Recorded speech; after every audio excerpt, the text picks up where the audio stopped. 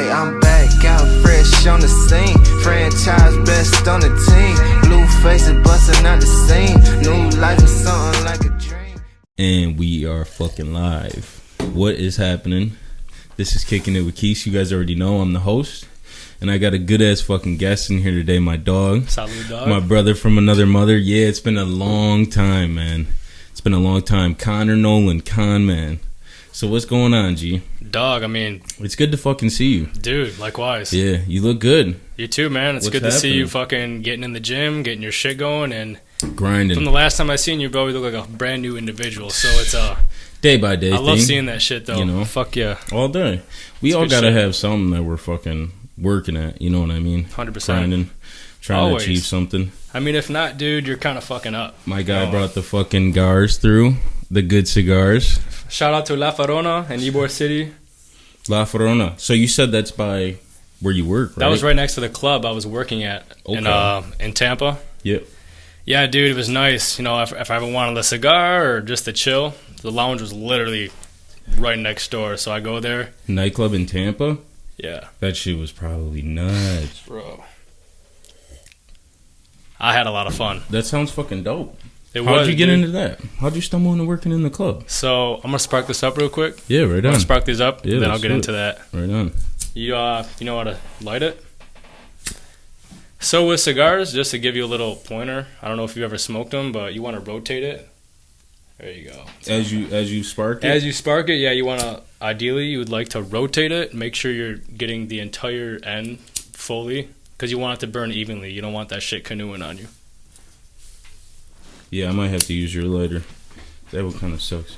Hold up one sec, baby. I usually like using matches, but... Yeah, I know. I wish I wasn't going to bring them bitches on the plane because I didn't want to deal with any bullshit.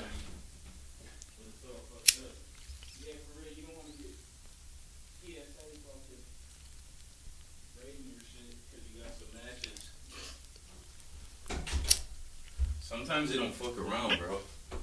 At the airport. It'd be the littlest shit, dude. They got nothing else better to do. They want to be all hard and shit. For real. What's in your bag? Dude. Don't worry about it. Let me go. Literally, my mom one time had fucking, we were coming back from Florida, maybe? Jamaica, something like that. She had wine coolers. Bro, whole spiel, dude. Like, step over here. Fucking, you see it on the scanner. You know what it is, bro. It's a couple wine coolers. So excessive, dude.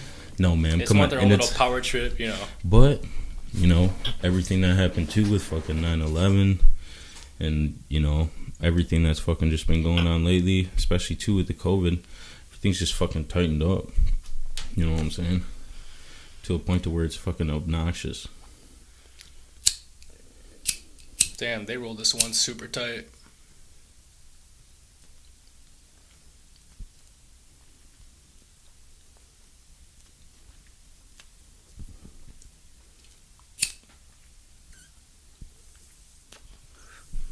You know how to puff it, right? You don't inhale it. Whatever you do, do not inhale that shit. No, yeah, that should have fucked you up. You'll get sick. Yeah, I'm so used to going like this, like I'm smoking a blunt. I know. That's kind of why I told you that. I'm like, I hope this dude's not hitting it like a fucking joint right now. Because, yeah, dude, you're going to fucking yak. And it's going to That tastes good, though.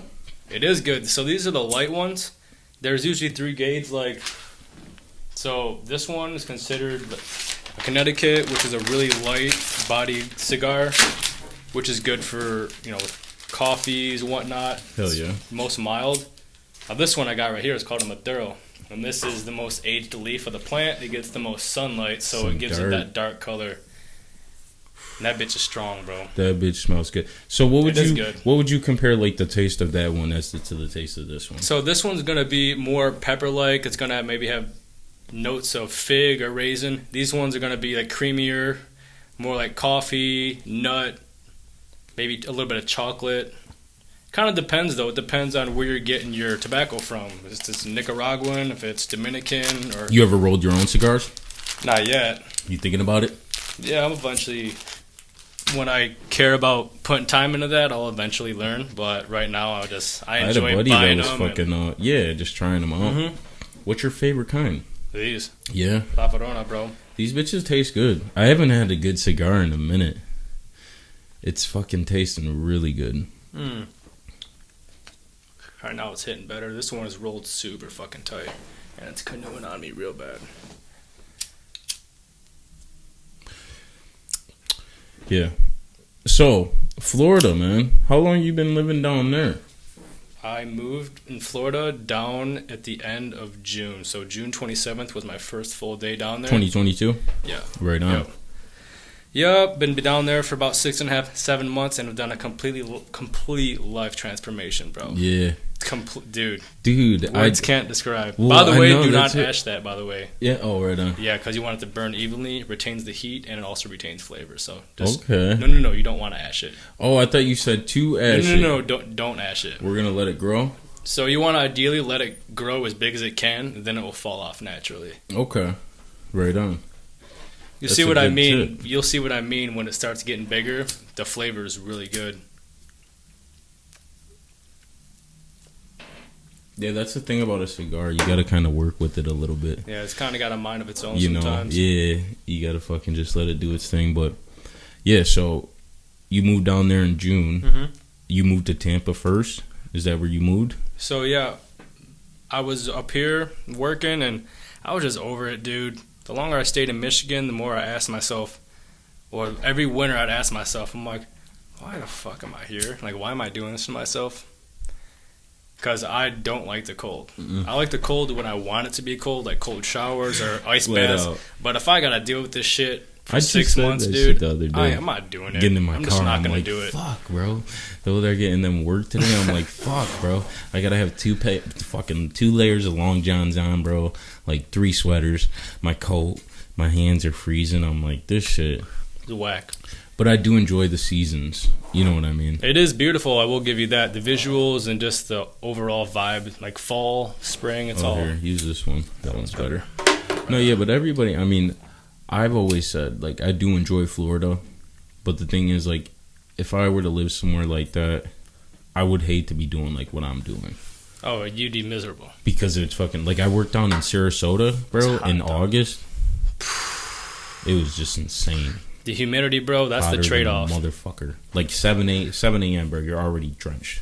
Sweating like a motherfucker. During the hot seasons, bro, you shower like 3 times a day. Yeah, you change your clothes 2 to 3 times a day because I didn't have a car down there, right? So I'm biking everywhere, and I'm biking 10 minutes from my house. You know, that's not far. No. That's close. That's all it takes. I get there, bro. I bring a change of clothes in my backpack because I had to look good, bro. I'm working at a nightclub, and I was a promoter as well. So I'm out in the front getting people into the club. If you see some bum-ass dude dressed like a bum, you ain't going inside that club. Yeah, you might look good visually, but if your outfit ain't matching, bro. That's a job you got to kind of play the part. You know what I mean? I mean, I think that's with anything, honestly, bro. Image is super important, like how you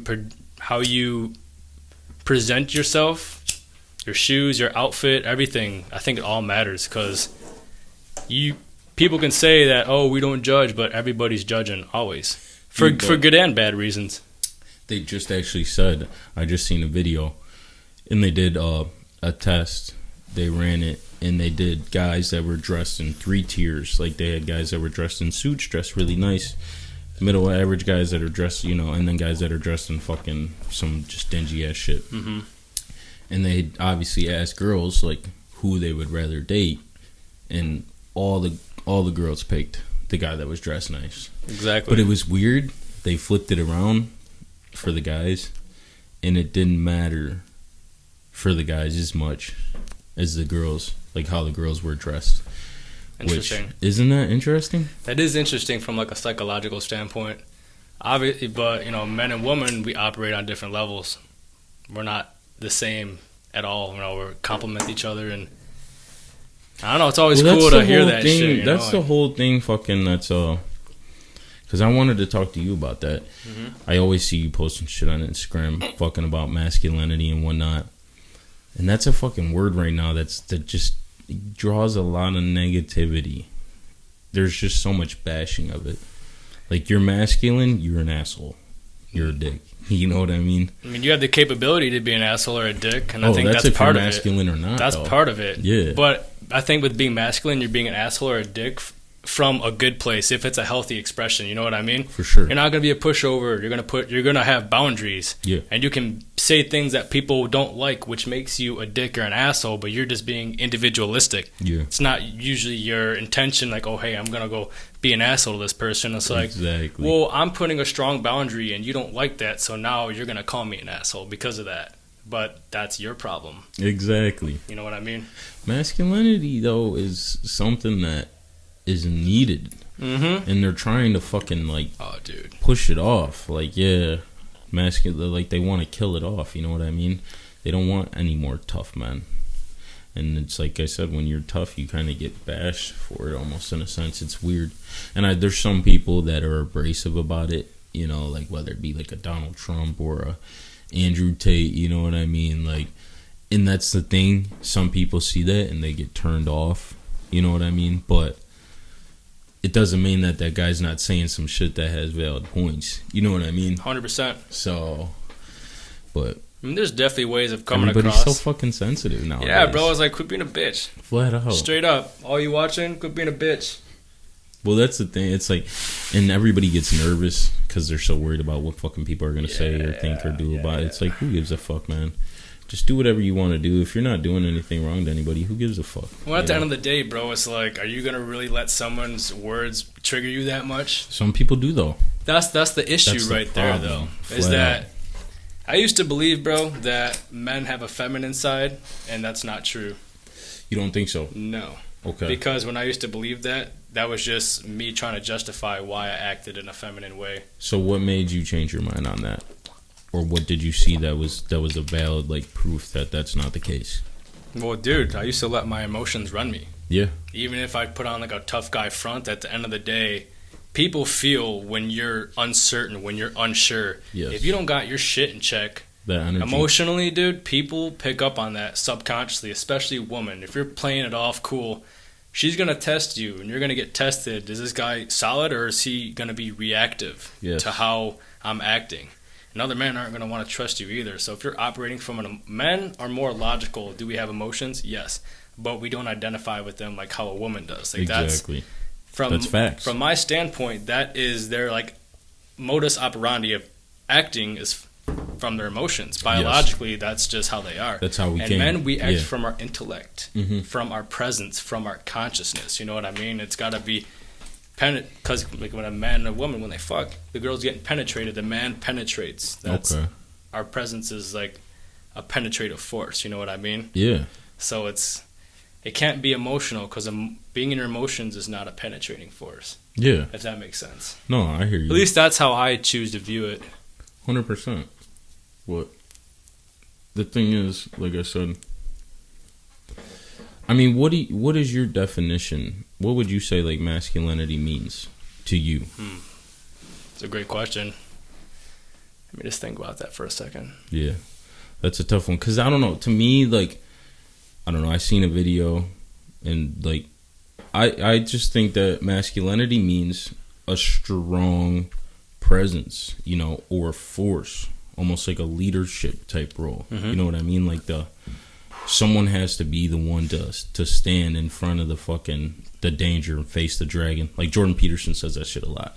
Facing the dragon. Slaying the dragon, yes. Yeah. 100%. So, and that's what I feel like and any fucking great story that you hear, old warriors, sorcerer, you know, conquerors, what were they?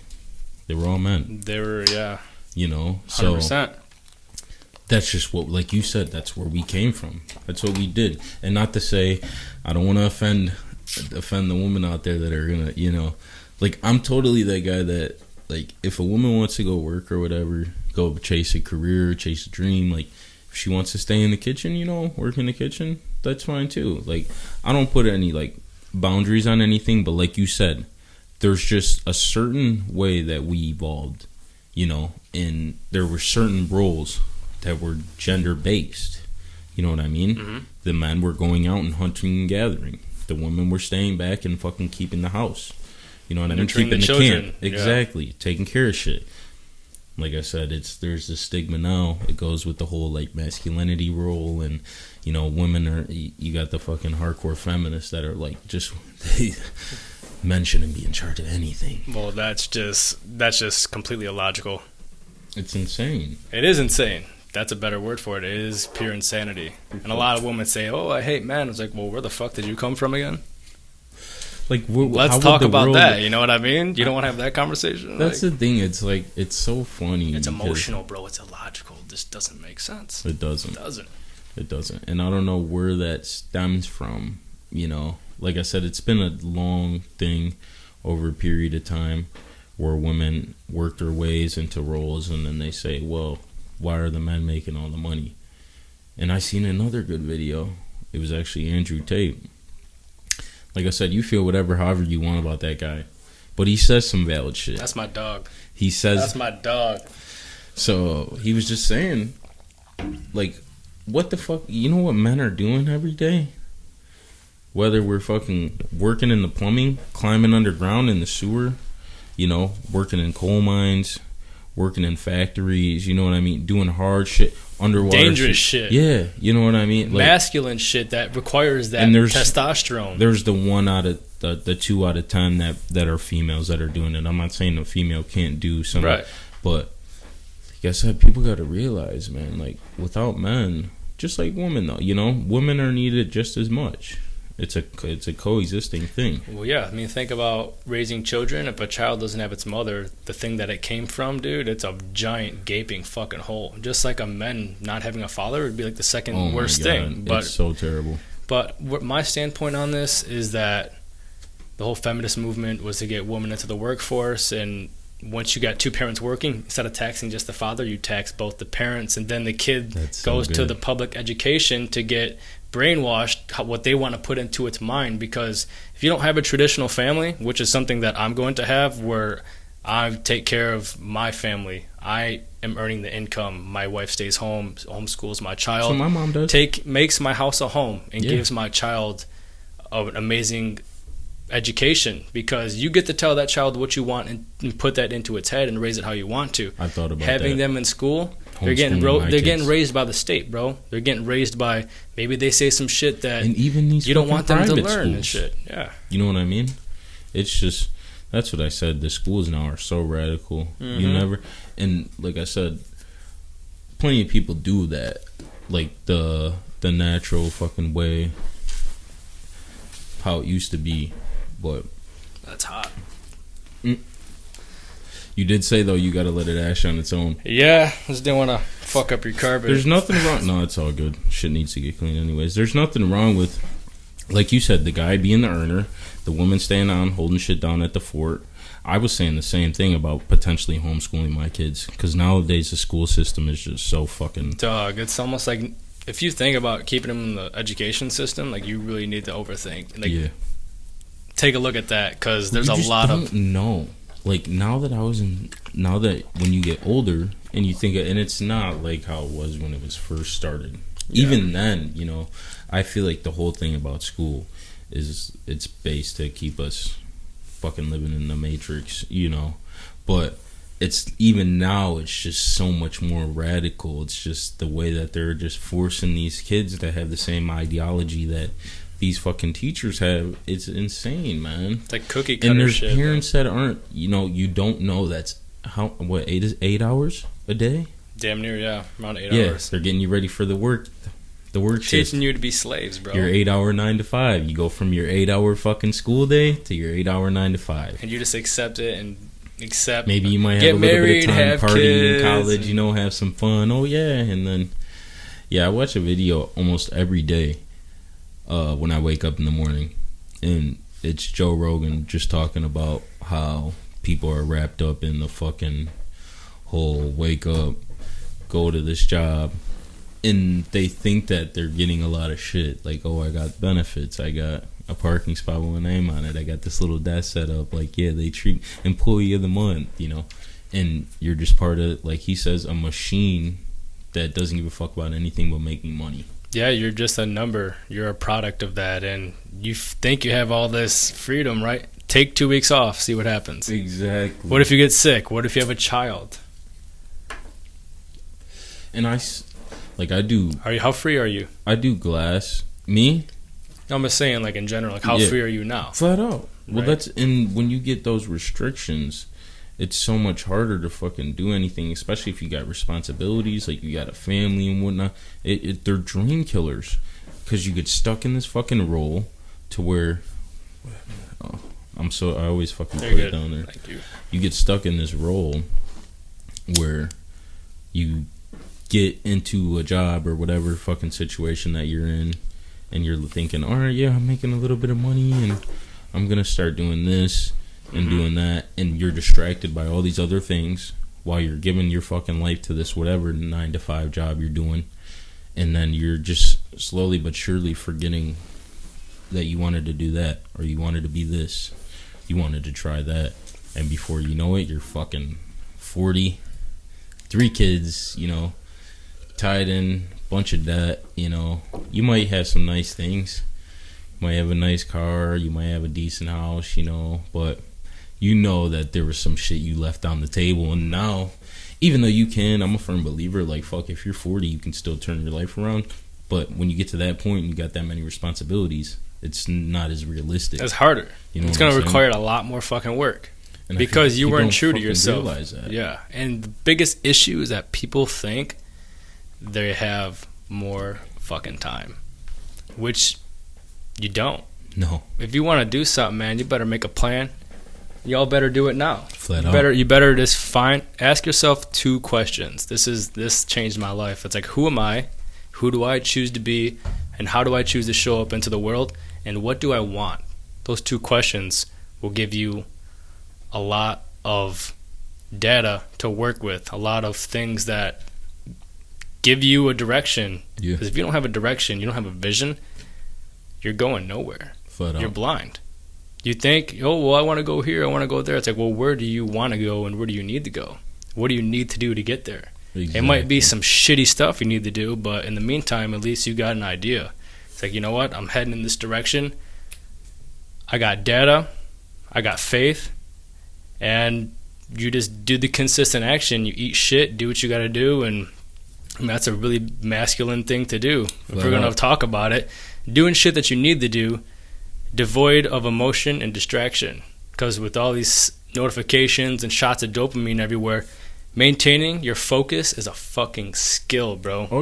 If you're doing handiwork or doing whatever, not listening to music intentionally, or just staying off your phone and giving your task at hand your undivided attention, or having a conversation like this and not scrolling on social media, it takes mental strength. It takes energy. It's willpower. Yeah. And that shit runs out if you just start looking at shit or letting your consciousness trail. It's gonna get lazy, bro. Like you said, it's everywhere. And how many people do you think actually? I mean, a lot of more people are becoming more aware and a lot more conscious. But how many people don't fucking at all sit through a day where they sit for at least just 5 minutes in silence? I'm not talking about at a desk, like on your computer or on your phone. Like you said, just silence where it's just you and your thoughts. Not a lot of people. Dude, I'd say 5 to 10%. The more I talk to people about meditating, because generous. I know you know a lot about meditating. Correct? Yeah. I just started doing it. Fucking love that shit. Started doing it about 6 months ago. Yeah. Good for you. Hell when yeah. When I don't, like this morning, was dogging it a little. I woke up a little late and didn't have time to do it. And I hate when I don't do it. I'm like, something's off. Dude, I'm not going to lie. I didn't do it today. I did it like a little bit on the car ride here, and I can feel it. Yeah. It's just affecting me a little bit. I'm not going to let it affect me too much, but I'm like, I know that I could be a little more grounded. Yeah. Like in this moment right now. I could be a little more grounded. I started doing it outside, bro. Like sitting out in the grass in my front yard. And some nights, like it's been dark. Because it's fucking dark when I wake up in the morning for work. I'm out there. It's probably like 5 o'clock in the morning. And fucking sometimes if the clouds aren't out, the moon and the stars, bro, when I'm sitting there. And I do like to listen to, I haven't done yet, ever since I meditated, I first started, I used like a guide, and then now I just listen to like meditation playlist that I have on my phone. Mm-hmm. I've never just been silent, but something about sitting out there with the nature, feeling the wind, feeling the fucking grass. It's like you're feeling the fucking energy of the universe. You're present, bro. That's called presence, dog. And that itself is a meditation. That's why I like smoking cigars as much as I do, because these take a break from all your bullshit. You're there, you're present with the aroma, the taste. You usually have great conversation, and it's just making you uber present to the moment. That's why I enjoy cigars, because it's not like smoking a cigarette out of compulsion, like, oh my God, I gotta get my fix. Fuck, I'm stressed. It's gonna last for 30 seconds. This is a meditation, bro. It's just, you smoke it, you're chilling, and the vibes are good, bro. If you know you're smoking a cigar, you're never pissed off. You're always in good spirits. You're like, I'm chilling. I'm with some other people smoking cigars on the same tip. We're all vibing, and I've never had a bad time. I've never had a negative experience. Like you said, it's not like that with cigarettes. Mm-hmm. Tell me you get a pack of Newport 100s. Yo, let me get a square. Yeah, let me get a square, dog. Everything's all fucking, yeah. The tobacco industry, it's crazy, though. How the world is, the vapes, man. I mean, bro, I got one of them right here. You don't even know what the fuck that shit does. I know. 20 years, dude, people be coughing up blood and shit, and they're like, oh, what's happening? It's like, dog, you don't even know what the fuck you've been smoking. You know? Like, they could tell you what's in it, but what's really in it? You don't know. How does that shit affect you? A fucking battery with some type of fucking line? Coil in there, something dampening up some fucking liquid. I mean, so that's kind of how it is with vaccines, bro. With a lot of vaxes, is they don't have side effects for like 30 to 50 years. Mm-hmm. There's a man named Jordan Patrick who wrote a book called IDC 999 because his wife got cancer out of nowhere and died, and he wanted to know what it's from.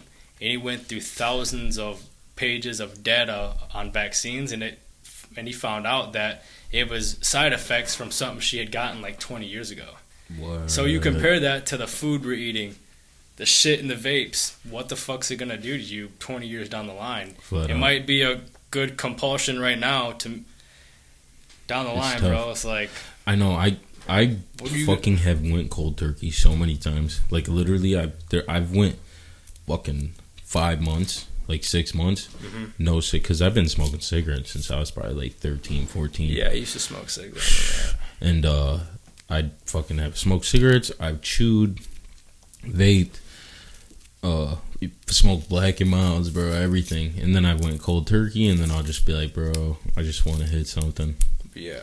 But I think it's a great alternative, to be honest. I mean, it's a lot better than cigarettes and shit. Yeah, for sure. I mean, dude, I smoke them sometimes. But still, like you said, we don't know yet if it's the best alternative. You don't know shit. We're not going to know until, they didn't think cigarettes were killing people when they first fucking, Doctors used to prescribe cigarettes, bro. Like, oh, you just smoke cigarettes. It's so crazy. At one time, cocaine was even a fucking medicine, bro. Mm-hmm. I think they put that shit in, like, cough syrup, or they did something with it.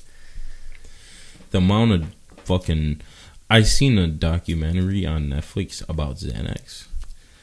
It was called Xanax, but they talked about all different types of fucking prescription drugs, and just about like the evolution of that, and Valium and just all types of shit, and like how it first came out, and it was like, yeah, we found a new alternative to this, it's good, like this is gonna work, and then like fucking a year later, people are like, this guy, he was on the documentary.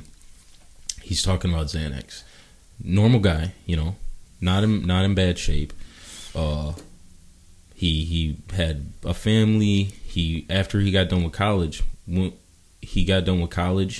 I think he got prescribed Xanax from his doctor for like anxiety or something.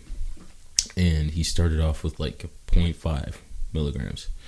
And over the years, he was on it his whole life. Like, he got married, had kids, and everything. Was still kept up in his dosage.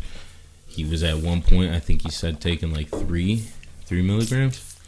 And he went to the doctor when he was older, and he was finally like, I think I'm ready to get off of it. So they literally took 0.5 away, like just the littlest bit, to try to start weaning him off. This guy fucking started having all this shit go wrong with him. Like, his hearing would like go in and out. Like, he would get faint. and shit like that. His body, he said it would feel like it was burning, like the inside of his skin. Yeah, like Damn. Goes to all these all these doctors, all the doctors. You think this is maybe anything to do with my medication? You think, no, it's not the medication. Of course, that's fine. Yeah, that's, exactly. Why you would still it be? need that. Don't. And he finally, there was this lady, literally a lady that wrote a book about fucking Xanax and getting off of it. What happens when you're trying to get off of it and the withdrawal symptoms and whatnot. And this guy fucking said he had went to 20 doctors and specialists and shit. Went to the best places, bro, in the fucking States. And they're all telling him it's not you getting off your Xanax. And it's this guy fucking getting off Xanax. Mm-hmm. That just goes to show what this shit's really about, you know? Doctors get paid for prescriptions, bro. Sad to say. Dude, I've been to a doctor. Everybody goes through ups and downs, right? Mm-hmm. Thank you for sharing that, by the way. That's a really good point because there's a lot of people watching out there who might be in the same shoes, you know what I mean? For sure. Like, for sure. Xanax is an epidemic. Yeah. Just kind of like opioids are. They give pain pills to people when in reality is not usually the most beneficial thing. There's a lot of alternative medicines you could take, like such as kratom or something like that. That can help. Kratom's getting pretty big. I actually brought some with me, to be honest. Nice. I fuck with kratom, bro. It's a lot of people fuck with it. It's a good time, bro. If you don't have an addictive personality, I think anything could be good for you. Like people microdose psilocybin, LSD, MDMA. I started doing that. It just got legalized. And last time I checked, Hazel Park was the next territory here to legalize or decriminalize psilocybin use. What? So you can go buy some boomers, bro. What? Yeah. I mean, it shouldn't have been illegal to begin with, you know? Like mushrooms, I always tell people, changed my fucking whole perspective on life. Mm-hmm. I've said this before, but you never heard it. Like, I had this fucking trip, like 5.5 grams. Damn, son. Went like on an this. aerobic dose. Went on this. I couldn't even believe. I was so used to like 3 5s were just good time. Mm-hmm. You know, the average, you tripping. You regular eighth, yeah. One day I'm just like, I want to go talk to the fucking aliens. Let me just go see what I can really get to. And I ate the 3 5, and after that I ate a little steak. And after I ate the steak, I said, fuck it. Ate another couple grams. And it was all good. It was that, you know, you're feeling it. You get a little anxious and shit, and you're starting to feel it come on. And then it just all of a sudden flipped me on my head to a point to where I was like, who am I? And what the fuck is going on? Like, I don't know what nothing is. I don't know what anything is. And I just kept telling myself, I just was freaking out. Like, I could not get myself to relax. Mm-hmm. I just had 1,000 different things going through my head. And, like, I was tripping. And I was by myself.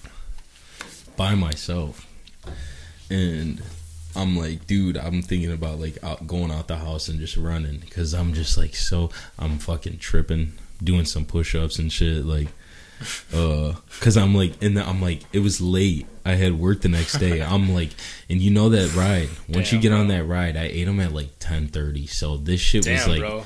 Yeah, right. There was no. Before you I'm had to laying work? laying in the bed, trying to sleep. I'm like, yeah, good luck tripping even harder with my eyes closed, and I just had to tell myself. I said, fuck this. I finally told myself. I said, Kist, just fucking relax, because it's just mushrooms. I said, you're going to fall asleep.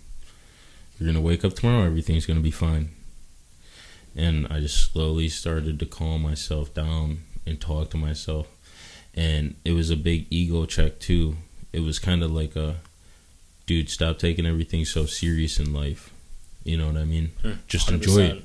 100%. Just let it ride. Because I had never got to a point with the mushrooms where I felt like I had to fight it. Mm-hmm. So this was the first time where I was like, I don't know. Like, I don't know if I could handle this. And it's like, dude, you're like that with everything in life. Stop being like controlling. That. Stop fucking thinking that you can't handle it and just handle it. You know, the more you think about not handling it and how you just fucking do it.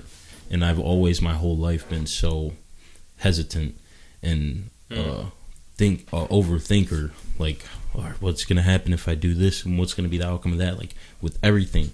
and sometimes it can make you worrisome almost. Dog, you know? that shit. So fucking the way you have these almost revelations with psychedelics is just insane. It's amazing. It's insane. That's why I wanted to talk to you about the ayahuasca. Shit, dude. Well, thank you for sharing that, man. I'm glad that you did that. I'm sure that really helped you out a lot. Dude, and like I said, I've never know what I believed in my whole life. Like, my family is all Christian, and I didn't know, if I believed in God or if I believed in a higher power, but I don't know what it is, or do I not believe in anything? And fucking psychedelics got me closer to being spiritual than any type of, whether it was going to church or reading the Bible, like, when I had that experience, and I'm like, there's just got to be more. There's got to be more. I don't know what it is, but I do know that there's a higher power, but I don't know what it is, Right. And people get fucking scared, though, because there's a stigma behind, like, psychedelics. Like, oh, yeah, you're going to fucking take some acid or something and walk off a balcony or some shit. You know how it is. You know what's crazy is that fucking stupid, people man. do that shit on the shit that's legal. Like, dude, like alcohol, fucking Xanax. Yeah. Motherfuckers be dying, overdosing. The most amount of death from a substance is all caused from alcohol and cigarettes. The two things that are legal and pushed the most. But we just now had to fight to get fucking weed and psilocybin legal. You know what? I believe in what Oregon did by legalizing everything, because who the fuck are you to tell me what I can't put inside my body? It's my choice. I can go to McDonald's and get a fucking Big Mac, but you won't let me I can't take shrooms? Like, go fuck off. I'm going to take my shrooms. People just They're don't natural. Understand. They're programmed, bro. They're programmed to think a certain way, and that creates laws, that creates different stigmas, and you get these two opposing energies, man. And it's at the end of the day, dude, my shit doesn't affect you. I'm not bothering you. How are you gonna sell people cigarettes and then tell people? I mean, it's more legal now. Still not legal everywhere, but how are you gonna sell people cigarettes and tell them they can't fucking smoke weed? You're a lunatic. Like, what the fuck? You're a fucking lunatic. How many people die from fucking cigarettes, bro, a year? Dude. From fucking cancer. It's like, and you're gonna tell people they can't smoke weed? Or like you said, fucking mushrooms. You know what I mean? Like, who are you to tell me that I can't do that? But I can go give myself fucking alcohol poisoning and destroy my liver, fucking die. You know what I mean? Or go fucking get wasted and fucking kill somebody. Yeah, there's so much different shit that could happen. It's just crazy, man. Like you said, the way that it's, I feel like they're trying to keep shit from us. Me and Anthony were talking about that. I said, people just don't know. Like, yeah.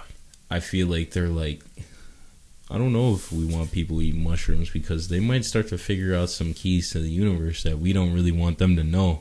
We want everybody to just stay how they are. Let's keep them brainwashed. We don't want them opening up other fucking parts of their mind to where they can really start to figure shit out and make it work.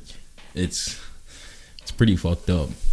It is, dude, but their tactics are pretty obvious. Oh yeah. Once you start opening, decalcifying, opening, well, I think it's less of them caring, it's just them having the awareness around it. You know, people have been drinking fluoride, which has been scientifically proven to decalcify or calcify your pineal gland, which is, your third eye, yes, which regulates your melatonin, your serotonin, your dimethyltryptamine production. Yeah. All that shit has a lot to do with how you perceive your environment and your reality. Because everything you see that's physical, there's a metaphysical counterpart to everything. Shit that you don't see. That guidance, that higher power. Bro, from doing the ayahuasca, doing the psychedelics I've done, like DMT. So you done DMT too? Yes. Nice. Yeah, bro. It was yeah, a little more recent, actually. I did it for the first time in May, dude. Dude, I've been talking about it with my boys. Dog. I want to do it so bad. Yeah. When I hear people talk about it, and every time they talk about it, they say, even though, and when they're explaining it, it sounds crazy. And they're like, you can't even fucking explain that shit. You can't put it into words, bro. You can't. You can try to. how I can explain it is you could just go back to being pure energy and awareness. You leave your body and you realize how much more there is to this physical form. You know what I mean? This meat suit. This shit's all temporary. Mm-hmm. You ain't gonna stay in this. This is an opportunity, though. But I went back to pure energy, though. The soul. Your energetic essence, yeah. That's what I tell people. Like, that shit. Once you realize that, you almost kind of live life like a little free. You do, because you know, who's to say when my time is gonna be anyway? So could be what tomorrow. am I worried about? You know, but as long as you fucking take care of your body, you know, and just handle your shit. Well, as long as you're living life how you want to, at the end of the day, because that's all it's gonna matter. What's gonna matter if you're on your deathbed? You're gonna say, man, I'm so glad I followed the rules. Or you're gonna be like, dude, I did what the fuck I wanted to, respectfully, and live life on my own fucking terms. Flat out. I call the shots. Like, it's my world. Everyone's living in it. Yeah. And that's for everyone, you know. This is your world, and everyone's living in your world. And Flat out. That's how it is, man. That's you the way got complete people gotta control be. over your own reality. How you want to see a certain situation, what perspective. You're going to be negative, or you're going to be positive. Are you going to be a man about it, or are you going to be kind of a pussy about it? You know what I mean? Like, at the end of the day, you always have a choice. And I think that's a big issue with a lot of people, is they think that it's out of their control. Yes. Because they don't have the self-awareness around the exact concept that, no, like, I have the control. Because they've been force-fed shit their entire life. They've been taught what to think, not how to think. Well, a lot of people, too, they don't even have the control. Like, they give up the control. Their control that they have, like you said, it's almost like a superpower. Like, when someone realizes that, like, I don't have to do that. I can go say fuck this and just go start from scratch if I really wanted to, and I'll figure it out. No, I'm worried about this. I'm worried about that. I'm worried about that. Man, listen. Dude, who gives a fuck? To everyone watching and listening, at the end of the day, a lot of the shit that you perceive in your mind, like you said, you get hesitant. Yeah. I wrote this quote down, like I just kind of made it up. It said, hesitancy kills you from head to toe. It starts in the mind and kills your body from taking action. And then you become paranoid. You start overthinking. You're getting into your head, which is, for a man, a more feminine energy. You're hesitant. You're not sure. And other people pick up on that. They don't trust that. Yeah. All that shit you concoct in your mind is an illusion. It doesn't exist. Yeah.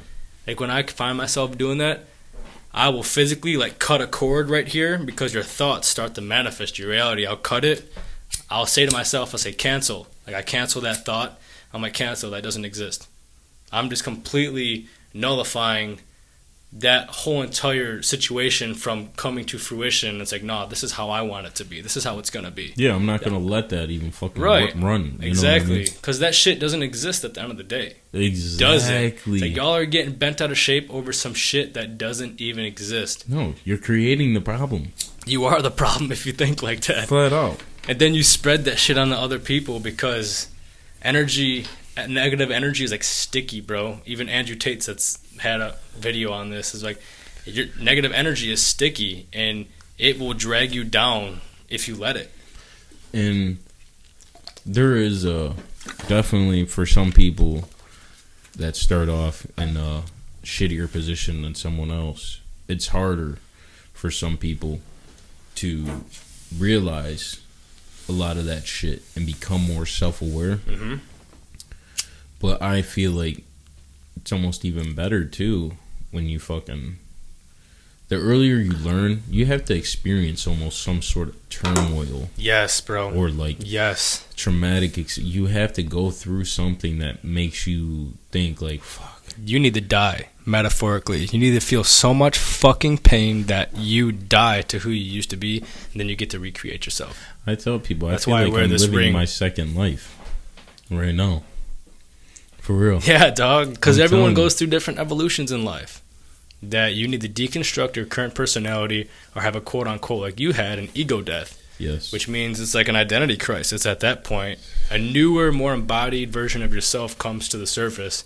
But it's very uncomfortable, because you have to face a lot of limiting beliefs, self-sabotage, shame, guilt. You got to look at all your shit, lay all your cards on the table, and be fucking real with yourself, and take into inventory, all right, here's what I'm doing that's fucked up. Here's qualities about myself that have been passed down to me that you get to change. Like, for me, I'm breaking the fucking cycle of anxiety, different medical issues, poverty. Yeah.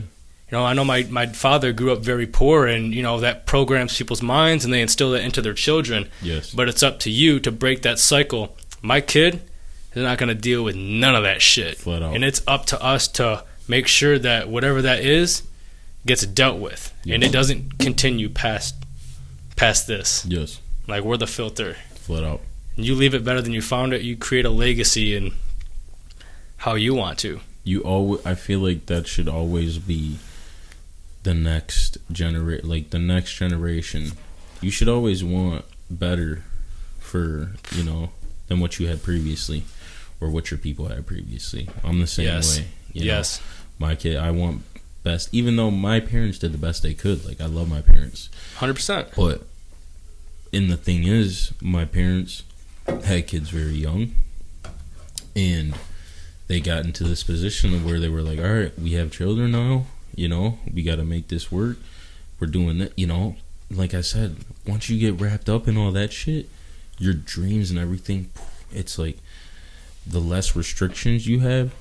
And that's what I feel like is another fucking reason why it's all these people just end up like getting pregnant, like having kids like super young and stuff like that. And then they're like basically like, well, no, I gotta just work this job. This is gonna be my only really chance. I don't even have time to do anything or pursue any of my interests or loves. And I feel like when people take the time to actually pursue their dreams, their interests, and their loves, you still gotta attain your responsibilities. 100%. But that shit takes you to places where the confidence that you have and the feeling that you get, you're like, I know that I'm making these moves that are going to put me in a position in my life that I really enjoy being in. Not a position where I just fucking am here. And like you said, you're just lifeless, or just in this fucking, like you said, a meat sack, just autopilot, bro. In the matrix, plugged up. Yeah, bro, you're like a drone. You're like a fucking NPC. Yeah. You're like an NPC at that point. For real. But once you become awake, man, you start seeing through that shit. So, I wanted to talk about a little bit about, I don't know if how much I know, I'm pretty sure it had a lot to do with your awakening, what you went through with your, how do you pronounce that? Chiari malformation? Chiari malformation. Chiari, okay. So a doctor by the name of Arnold Chiari was the one who discovered that malformation. Okay. And so, named it after his last name. Yeah. And there's 3 types. There's 1, 2, and 3. Obviously either based on levels of severity. First one's the least severe. Second one, which is the one I had, which is borderline. If you don't treat it, like, it can fuck you up. And the third one is you're fucked up. Like, you got very bad symptoms such as fainting, blacking out, sensitivity to ultra sensitivity to light, to sound. Like, it's a whole spectrum of really, really detrimental side effects that you can't operate functionally in society if you have type 3. But type 2, if you get it treated, you're good. Like I did, and it was good. Well, even that. So what exactly was happening? So, in that process, and what were your symptoms? Like you said, you had the moderate almost version, like the middle of it. What were you going through and experiencing? So my entire life, man, I never really understood what it was. I knew something was always off. Working out with everyone, I was like, damn, you guys feel this? And they're like, yeah, what the fuck, you don't feel it? And I'm like, nah, I don't. Like, I wouldn't feel it on the right side of my body. My left side was completely connected. Yeah. And so over time, I remember in high school, I knew there was a problem when I was working out my legs one day. I was working out on leg press, and I would do, 20 reps on the leg press real slow just to warm up my legs. And left side is just super fucking pumped. And then on the right side, it took like double the amount to get the same pump. I'm like, really? My arms felt weird, but I'm like, all right, now it's going down to my legs. Something is wrong. Yeah. And it's kind of funny because when I got it checked out, I was looking for something in my shoulder. My shoulder was getting like this nerve pain. And this was, you were how old again? I was 18. This was my senior year. Right after we graduated, I got checked out. Yeah. They took an x-ray of my shoulder, and then they found out, they're like, wow, your neck is really like straight and stiff. I'm like, oh, is that good? They're like, no, it's actually really bad. I'm like, all right, sweet. Yeah, right. And then I seen the neck specialist. They took some MRIs and shit. I was expecting, at first they told me I had a herniated disc in my back, and they're like, yeah, well, you're going to need back surgery. And the guy came in, he's like, all right, well, here's a list of all the neurosurgeons in the area. I'm like, fuck you mean neurosurgeons? What are you talking about, dude? Yeah. He's like, yeah, you need brain surgery. And I'm like, I was actually super stoked to hear it because my family was telling me, like, oh, it's all in your head, when it really wasn't my fucking head. Yeah. It was in my brain, dog. And I always knew something was off, so it gave me a ton of clarity and closure that I knew there was a diagnosis. Because if they told me that it was nothing, then I would have. How fucking immediate after this did you have to go get the surgery? So I figured it out in June. I had a consultation in August about the surgery with my neurosurgeon. Yep. Shout out to Holly Gilmer, the best neurosurgeon in the world. Right on, literally one of my guardian angels. That's a job, bro. Yeah, dude. Thankful for them fucking. Yeah, people, dude. man. Oh my god. And I got to see her. Like, people came from out of state, all over the country, just to see her, because went to Harvard, went to U of M, dude. Super, super intelligent woman, man. Right on. But had a consultation with her back in August, and then I had my surgery, my first surgery, in October. October 28th, 2015 was my surgery day. And I had a total of 3 surgeries because my stubborn ass was in the gym leg pressing like 300 pounds like a month and a half, 2 months after, and I broke my stitches twice. So where did they cut you at? So they cut me right here, the back, so everyone can see. I have a scar here. So they took out my C1 and C2 vertebrae, which are connected to your cerebellar tonsils. So what was happening, Kisto, was that the lowest part of your cerebellum, my cerebellum, which is called your cerebellar tonsils, was actually herniating up against my spinal cord, and it was cutting off circulation to the entire right side of my body. So she told me when she cut into me, there was so much built up pressure that the nerves actually shot out. What? They shot out. That's fucking crazy. Because I was telling her, I'm like, yo, when you take that bone out, like, I want to take it home. Like, that's my bone. Like, I want that shit. And she's like, no, I couldn't save it. I had to grind it down. And she's like, you had so much shit going on that. So, how, I mean, 3 fucking different procedures. You said you ripped your stitches? So twice. What, did you rip?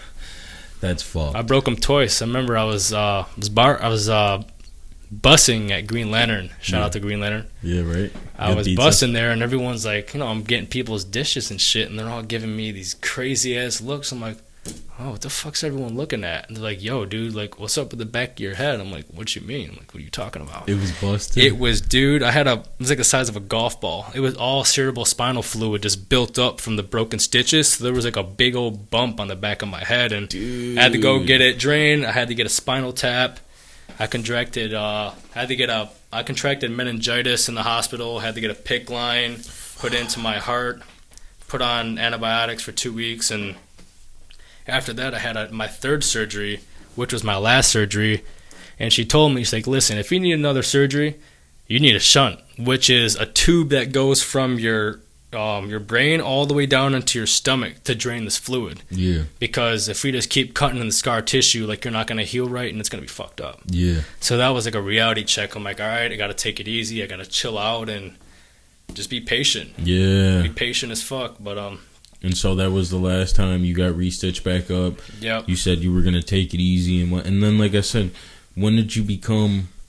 Because there was a moment in time, like, you went from... Like I said, everybody finds their different spiritual awakenings. After that, was that the moment when you were like, all right, I'm going to go into this route? When did you start? No, not at all, actually. I was working midnights one night, and I remember I was reading a book called Letting Go by David Hawkins. Okay. Anybody who wants to have breakthroughs in their life, that is a must. Is that a good one? Must I'm read, have bro. To read that one. I've bought many people copies of the book. Stack right there. Yeah, hell yeah, bro. Yeah, books will change your life for sure. Applied knowledge. Applied David knowledge Hawkins, is power. what was it called? Letting Go by David Hawkins. Okay, right on. So I was at work one night, and I was super down, cynical, just being nihilistic as fuck, and I'm like, I give up. Fuck this shit. Like, I verbalized it. I was like, I'm giving up. Fuck this shit. Like, I can't do this anymore. Yeah.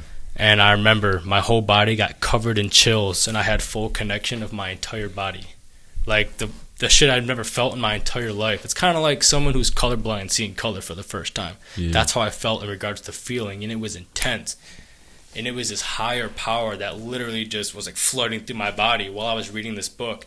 And I was just like, and I knew it was a universe. I'm like, and it sounds crazy, but is that metaphysical force that we're always working with, that's always a step ahead of you, that you have to work with. You gotta play ball with it. Feel it. Exactly. Once you feel it, it's you know what it is. You just gotta crank that Which other one? That other one right there. Yup, just a little bit. All good. There All you good. go, yup. But yeah, man, the second I felt that, I'm like, okay, I have confirmation. Yeah. I got what I needed, and now I know that there's a higher order.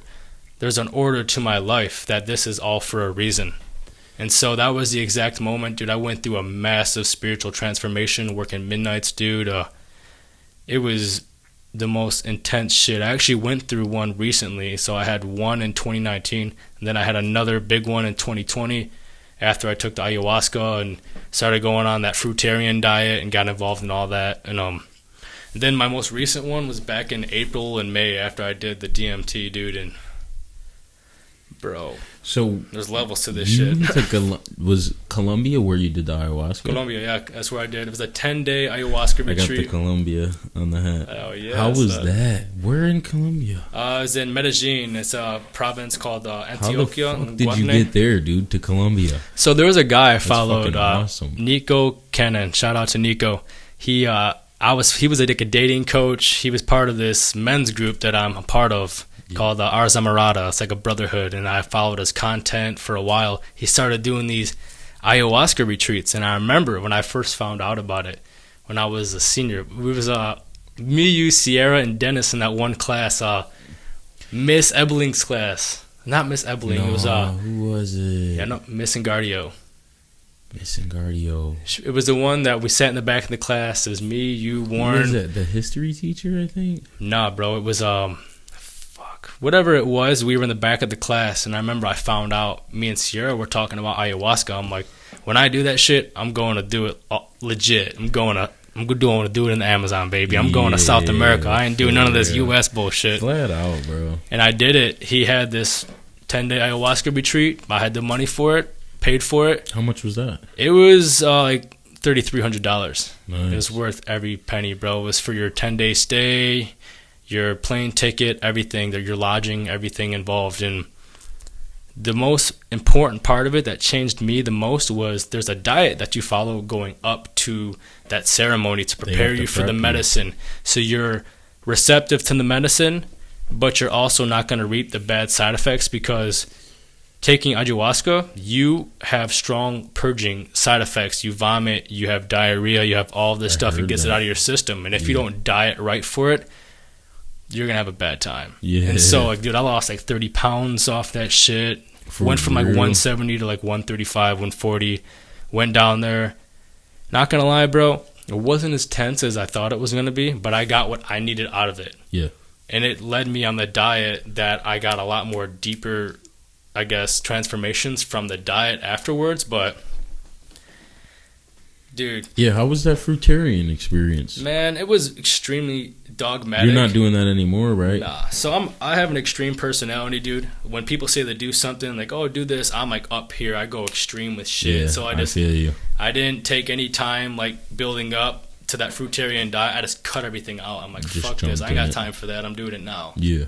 And my body operates well off that, because that's how I've always been. Mm-hmm. Or at least that's something I tell myself. I had people telling me, they're like, oh, dude, like, are you all right? You look like a skeleton. I'm like, fuck you mean, bro? I feel but how do you feel? Yeah, exactly. But at the end of the day, there's a healthy medium you need to have. You need to look good, but also feel good. Yes. But at the end of the day, dude, like, all that shit does matter. Dude, diet is everything. I mean, dude, that's literally what you're made out of, is the shit you consume, bro, both in your mind and physically as well.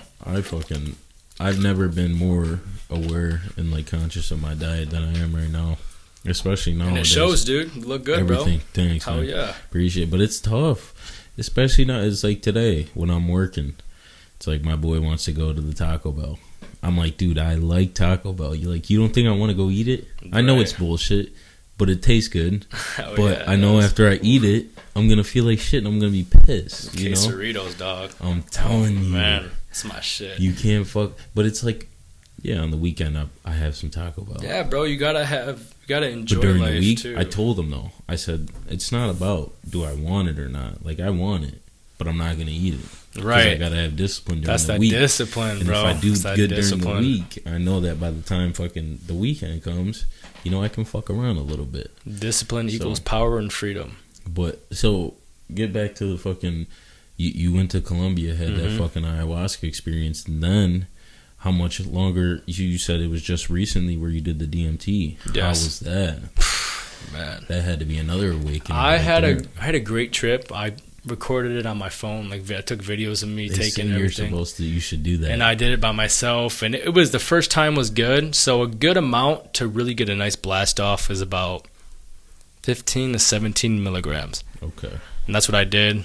I bought a nice little electric rig for it, smoke concentrates out of, because that's how you get the most potent high, right? Okay. So I was like, all right, I did that. First experience, it was good, but I wanted more, so I doubled the dose to like 35, bro. And Oh my god. when I smoked it, bro, there was this energetic force that literally like pushed me down onto my bed, and it was like, what the fuck are you doing, motherfucker? Like, who the fuck do you think you are smoking this much DMT? They're like, and it was like a know your place, bitch type energy. And I was like, what? I was rattled, dude. Like, I understood. It gave me, and it told me some really, really deep shit I might have not been able to. I disrespected the medicine, so it kind of disrespected me. Yeah. It gave the energy back to me. Like, it valued it right back. I'm like, all right, I got you. Like, I haven't done it like that since. I still microdose it, because what DMT does is it brings down a lot of shit for you to work with. Because I thought it was like the end all be all. Because DMT finds you. You don't find DMT. Yeah. I had a coworker, bro, that came up to me and was like, hey, I got this shit, bro. Do you want it? Because all the other times I'd be asking people, ask them if they have it. Yeah. I'll pay it. I'll pay whatever they want. Yeah, for but real, that shit right. found me finally. And when I smoked it, dude, it gave me what I needed, not what I wanted. Yeah. But dude, it's the most intense. But that's good. Intense psychedelic you can ever smoke. That's next to like 5-MeO DMT, which is extracted from that horned toad, that poison that Joe Rogan talks about. You make it into a powder, so that's like probably the next step above. But the NN-DMT, which is the shit that I smoked, man, that shit you have to use very lightly. It's not something you party with. That is strictly a tool, because that shit can fuck you up for life. People have gone out of their minds and went insane because of smoking that shit. You know, you hear about people doing psychedelics and never coming back from it. Yes. And one of my neighbors experienced that, bro, and he hasn't been the same since. And so you have to do this shit with utmost respect, and you have to be ready for it, because it might give you something you're not ready to handle, man. Yes. You know what I mean? It's a tool. It's not to be abused. Dude, ever since I fucking had that, when I took that heroic dose of mushrooms, that shit humbled me. Like I said, hell yeah. I microdosed, you know, on and off, but I know, like, after that, like you said, there's a respect factor that goes in with the psychedelics. It's like, I know my place. Like you said, the way you said that the fucking DMT, you smoked it and it pushed you down on the bed, bro. Like, that's intense. It was super intense, bro. I was not expecting it. I'm like, I want to see the entities. I want to see all of it. Experiences. Yes, dude. So that's what I said. And that's what I feel, like I said, with these psychedelics, is it opens up almost another fucking realm. You know what I mean? It does. That's actually what it does. It opens, people don't even know about. It opens you up to other dimensions around you that your mind has not been able to perceive yet. Your consciousness hasn't expanded to that point yet to be able to interpret that kind of stimuli. So when you do, it's a shock to your system. And that's why it takes days for you to recover from shit like that. Like after the DMT, bro, it took me 2 weeks to like get my shit together, because I got super nihilistic. I realized how insignificant it is to be a human, and what's really going on behind the scenes is us just being this energy that transfers, because death is all an illusion. Yeah. It's just a transfer of energy. Yes. You know what I mean? Yes. So, like, everything is made up of the same energy, right? Yeah. And so when I smoked it, I realized, I'm like, I don't even want to go back. I just want to go back to that energy. I don't even want to be in a body anymore. I got super down and shit, and then I realized, I get this opportunity. This human experience is a fucking privilege. You can go back, and it's now you know. Privilege. Yeah. You know that there's got to be, you got to make some purpose. And you know that there's something after too. Flat out. You know that there's a lot more than just this having this experience. This is just a little piece of the puzzle, and it's beautiful because it's temporary. That's the best part. Well, that's what I say. Like, none of us are promised any of this shit. So for us to have this life and for people to abuse it, it's just shitty because, like you said, it could all be gone tomorrow. It doesn't even have to be your choice. That's the thing. Yeah. You only have so much power over it. But that's why the power that you do have over your own life, you gotta fucking take control of it. Like you said, shit fucking can turn you into a superhero. Honestly, bro. Anybody that's ever been successful, that's what they've done. 100%, dude. You grab life by the balls, man. You grab your own balls and you're like, you know what? This is where I'm going. This is what I gotta do, and there's nothing standing in my way. Yeah. If there is, I'm gonna fucking run that motherfucker over. Hell yeah. You don't got a choice. That shit's non-negotiable. Like you said, whether it be, that's why I said a lot of it too is the people that don't experience that, they haven't really experienced any type of turmoil to the point to where they felt like they had to shift it up. Yeah, bro. I mean, so there's a good saying. It says you either... What is it? You either do the work or you're dragged. You will be fucking dragged until you look at that pain. Yeah. Until you feel that pain. Until you allow it to permeate your being and let it change you and transform you. You either will do it willingly, which I call looking at your shadow, which is the shameful parts, the parts you're guilty of, all these aspects of yourself that you don't want to identify with, are usually where you get your strengths from. Mm-hmm. So you know what I mean? And you either look at that willingly or you're dragged. And I've done both. Yes. You want to look at it, but you're going to get dragged first to teach you a lesson. Because it doesn't have to be that painful, but what you resist persists. Yeah. And what you fear, you attract. Yeah, flat out. So you let it in, and then you let it go. I feel like, especially with a lot of things, like you said, it's all a learning process and a learning curve. Like this fucking life we have is a journey.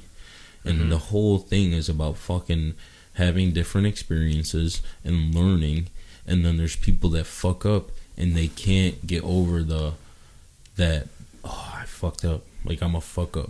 Like I'm a failure. It's like, no, dude. Who gives a fuck? Tomorrow's a new day. Get over that shit, man. Actually, get over that it's shit. An hour later, dude. Yeah. Like, get over it. Go smoke a joint. Later. Go meditate. Yeah, go dude. lift. Go do something about it. But... all right, I'm just gonna go fucking sit in my basement, in the dark basement, and fucking smash some junk food and fucking watch TV, and then I wonder why I'm depressed. You're gonna play a victim. Go outside, go fucking get in the sunlight, just take a walk, and just, like you said, just a walk, no headphones. Mm-hmm. Just think, like, what do I really want to fucking do? Yeah. All right, I'm gonna start doing that. Whatever I can do. And like you said, I'm kind of an extreme person too with shit. Like when I say I want to do something, I'm just like, yeah, I'm gonna do that. I've been and said fucking I tell people, I'm like, I went from saying I was gonna be a football player, bro, to a rapper, to a boxer, and even like with the podcast, I was just like, fucking, I want to start doing the podcast. But it's almost nice having that impulsiveness because you don't fucking waste as much time. You can figure it out. You're urgent. Yeah. There's a level of urgency there that you're not like, oh, it'll get done when it gets done. You're like, no, like, I'm doing it now. Flat out. Doing it now. And it's tough. Like I just told you today, bro, when I got off work, I'm like, fuck, I wanted a nap. But I'm like, dude, I want to get up and I want to fucking do this podcast. Yeah. You know what I mean? And sometimes it's just about having that discipline to just get the shit done. Absolutely, man. That's how you fucking end up taking leaps in life. So instead of just sitting on the sideline, but... Oh yeah, you're playing. You're not an extra in your own movie. You're the main star. Yeah. You got to act like that because a lot of people go, oh, well, I don't think I can be that way, or I don't want to put myself in the spotlight. It's like, well, who are you putting in the spotlight? Like, who are you giving all the light to? I mean, you're the star of your own movie. This is your fucking story. You get to write it. You don't got anyone else writing it for you. Like, that's not how it works. And people don't appreciate that enough. That it's like, you can do whatever the fuck you want. You just got to make that choice to just take that step and start work. And everybody's scared. And like you said, there's the thing about fear where you can use it. People don't know almost. It's like people don't know almost. They let it engulf them. instead of taking the fear and being like, all right, I know I don't want this. Let me work towards that. Boom, bro. If you had that fucking simple. If you had like a bomb button, that's a fucking bomb right there. You know bro. what I mean? It's like, I don't want this already. The state that I'm in already sucks. So how could I get out of this state in a good way? By overcoming challenges, not shying away from it. Because I don't want people to get the wrong idea. Oh, I'm just going to numb it out, or I'm just going to do something to get rid of it. Yeah. The only thing you can do to get rid of it is facing it. Because overcome it, yeah. The life that, this is super fucking cliche, but it's true. Your life is on the other side of what you fear. It was terrifying to go down to Tampa, start a new life, to work at a nightclub, bro. I was literally, I was a recluse inside of one of my apartment, dude. I didn't really go out and shit. I was pretty isolated myself, and I was pretty introverted. And I went down there, and my true nature came out. Super outgoing, fun, social as fuck. Yeah. I like to party. I like to have a good time. Hell yeah. But I also like to fast. I like to be by myself and go in the woods and just do my shit, you know? Like, it's got different layers to your personality, but doing that shit was so uncomfortable. It was super, super uncomfortable, but like we've already mentioned, when you have an extreme personality, that's all you know is that adrenaline and that rush and keeping it on, keeping you at your edge. And I think that's what's missing in a lot of the men nowadays, is they just settle. It's like, you want to be at your edge. If you want to grow, you need to surround yourself with some competitive motherfuckers that are going to keep you accountable, that are healthy, that are true, that are authentic, loyal, but are also going to hold you to your shit. Exactly. A lot of people are scared to call people out because they don't like people not liking them, but when you call more people out on their shit and hold them accountable, they might not like you for a little bit, but they're going to respect you. Exactly. And down the line, they'll probably thank you.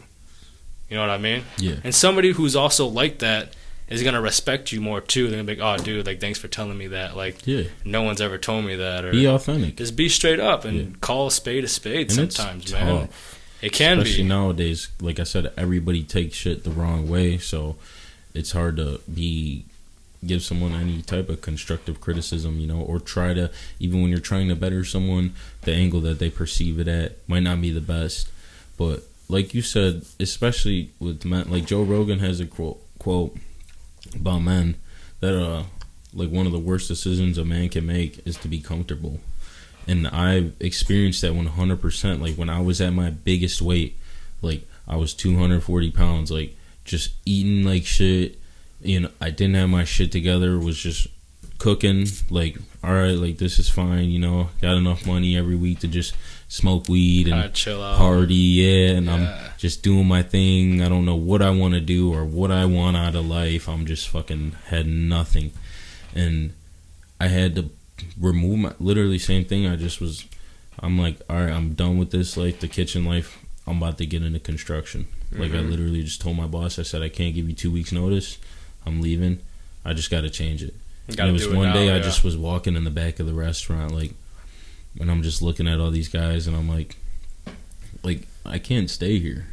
Like, if I stay here, it's not going to be long till I'm this guy or that guy. And you don't want that. And let me get out. And that was just one step. And even now, I'm in the spot to where it's like, all right, like, it's good. I'm blessed. I mean, I make a good living, but I'm not comfortable with. I know I wouldn't be comfortable with myself if I just accepted this for the rest of my life. Like, I could be plenty fine off and just do this for the rest of my life and be alright and have a family and stuff, but I know that there will be shit that is left on the table if I don't pursue it. And like you said, take action. Yeah. That's what it's about, taking action. Putting yourself in those positions where you're like, I don't know what the fuck the outcome is going to be, but it's better to do it. It's better to do it and to find out than to fucking have the what ifs, because the what ifs are what kill you. Fuck the what ifs. If you want to do something, do that shit now.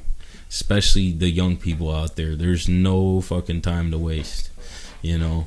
Yeah, 100%. Fuck the stigmas. Fuck around and find being out, judged. Dude. Yeah. Fuck it, dude. Do what you need to do, and don't give a fuck about how your family perceives you, because your family are going to be your biggest haters. Yeah.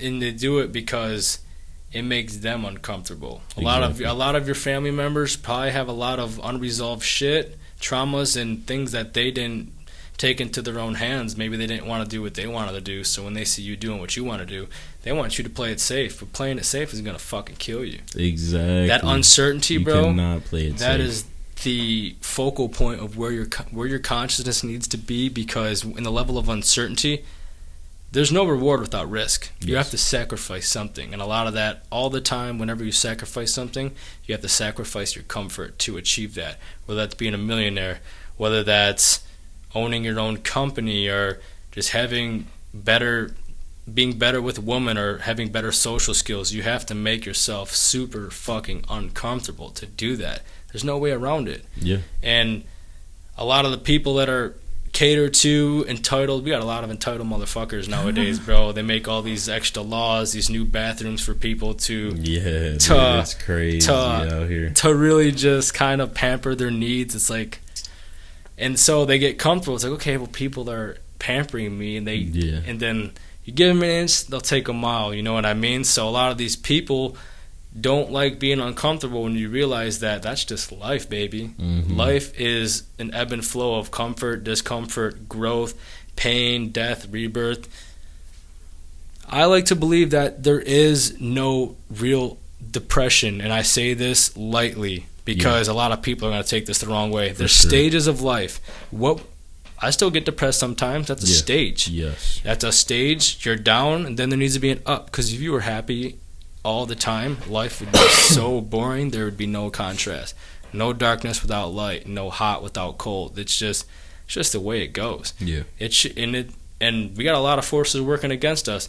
Having consistent social media, being in an unnatural environment, eating shit food, all this 5G radiation, all this other shit plays factors with how your mind actually works. And you got this whole cocktail of shit going on. It's real easy to just say, well, I'm depressed, and then get put on antidepressants, and then not really find the root cause. How about you stay off your phone for a couple hours? How about you go fucking meditate and go into the woods and do some hippie shit, do some weird shit I'm telling you. that people are having breakthroughs doing, and just give it a try. And you're going to be like, whoa. You might be like, whoa, I love this. Dog, I went to a therapist when I was... in 2016, I went to see a therapist. Didn't do shit for me. And then I went to my doctor after. I told her my situation, and I told her I was down. And not once did she ask me about my diet. Not once did she ask me how often I went into nature or my healthy habits. She just said, okay, well, I'm going to write you a script for these antidepressants. I'm like, she's like, will you take that? I'm like, honestly, if you gave me that script, I'm just going to flush it down the fucking toilet. Yeah. She went right to antidepressants, bro, and I stopped going to see that doctor, because right there, like, that's just, to me, kind of like a drug dealer. Yeah. And she probably doesn't know any better. They are the legal drug maybe she dealers. Does, you know what I mean? Maybe they do have that intention. Like, they sell drugs for the government. Bro. I'm getting paid by this motherfucker regardless. Yeah. That's why I like homeopathic and holistic medicine so much, is because you're treating not just a symptom, you're treating the root cause. Yeah. You're creating a healthy human. You're not just creating somebody that's going to be reliant on a substance in order for you, Big Pharma, to make more money, or just to keep them under control. Because at the end of the day, that's what it is they want control. Yeah. And you got to break out of that control and get control of yourself, and that's when you start becoming an outlier. You want another water? Yeah, please. Yeah, right on. BRB.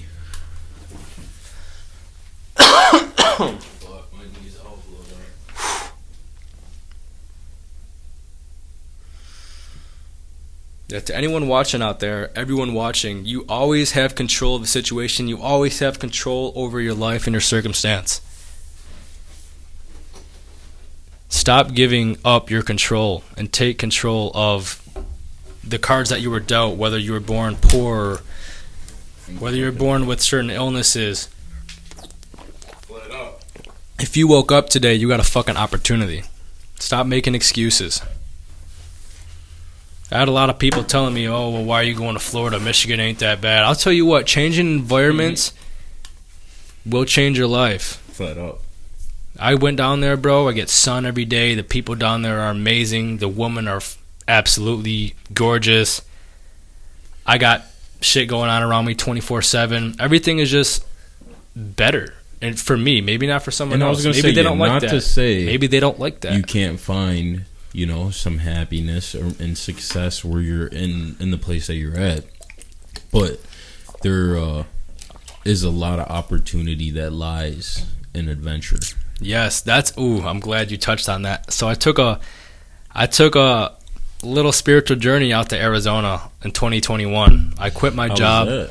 I quit my job. I went to visit Anthony Pollock, stayed with him for a month, and then stayed in Northern California, where I got kicked out of this house I was staying in.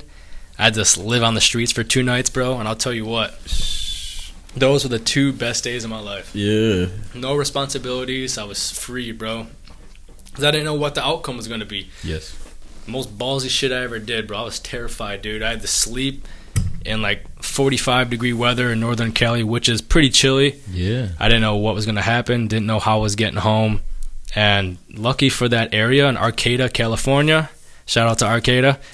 All these people there, it was like a hippie community. Yeah. Nomads traveling all over the world. People that lived in their cars, rode trains, or just walked around. Shit's pretty sweet. It was cool. It changed my perspective because instead of me being the person with the money, walking past the homeless people being like, okay, like these guys are bums. I was the bum, bro. Like, in looking from an objective point of view, even though I'm not a bum, I still had a home. Yeah.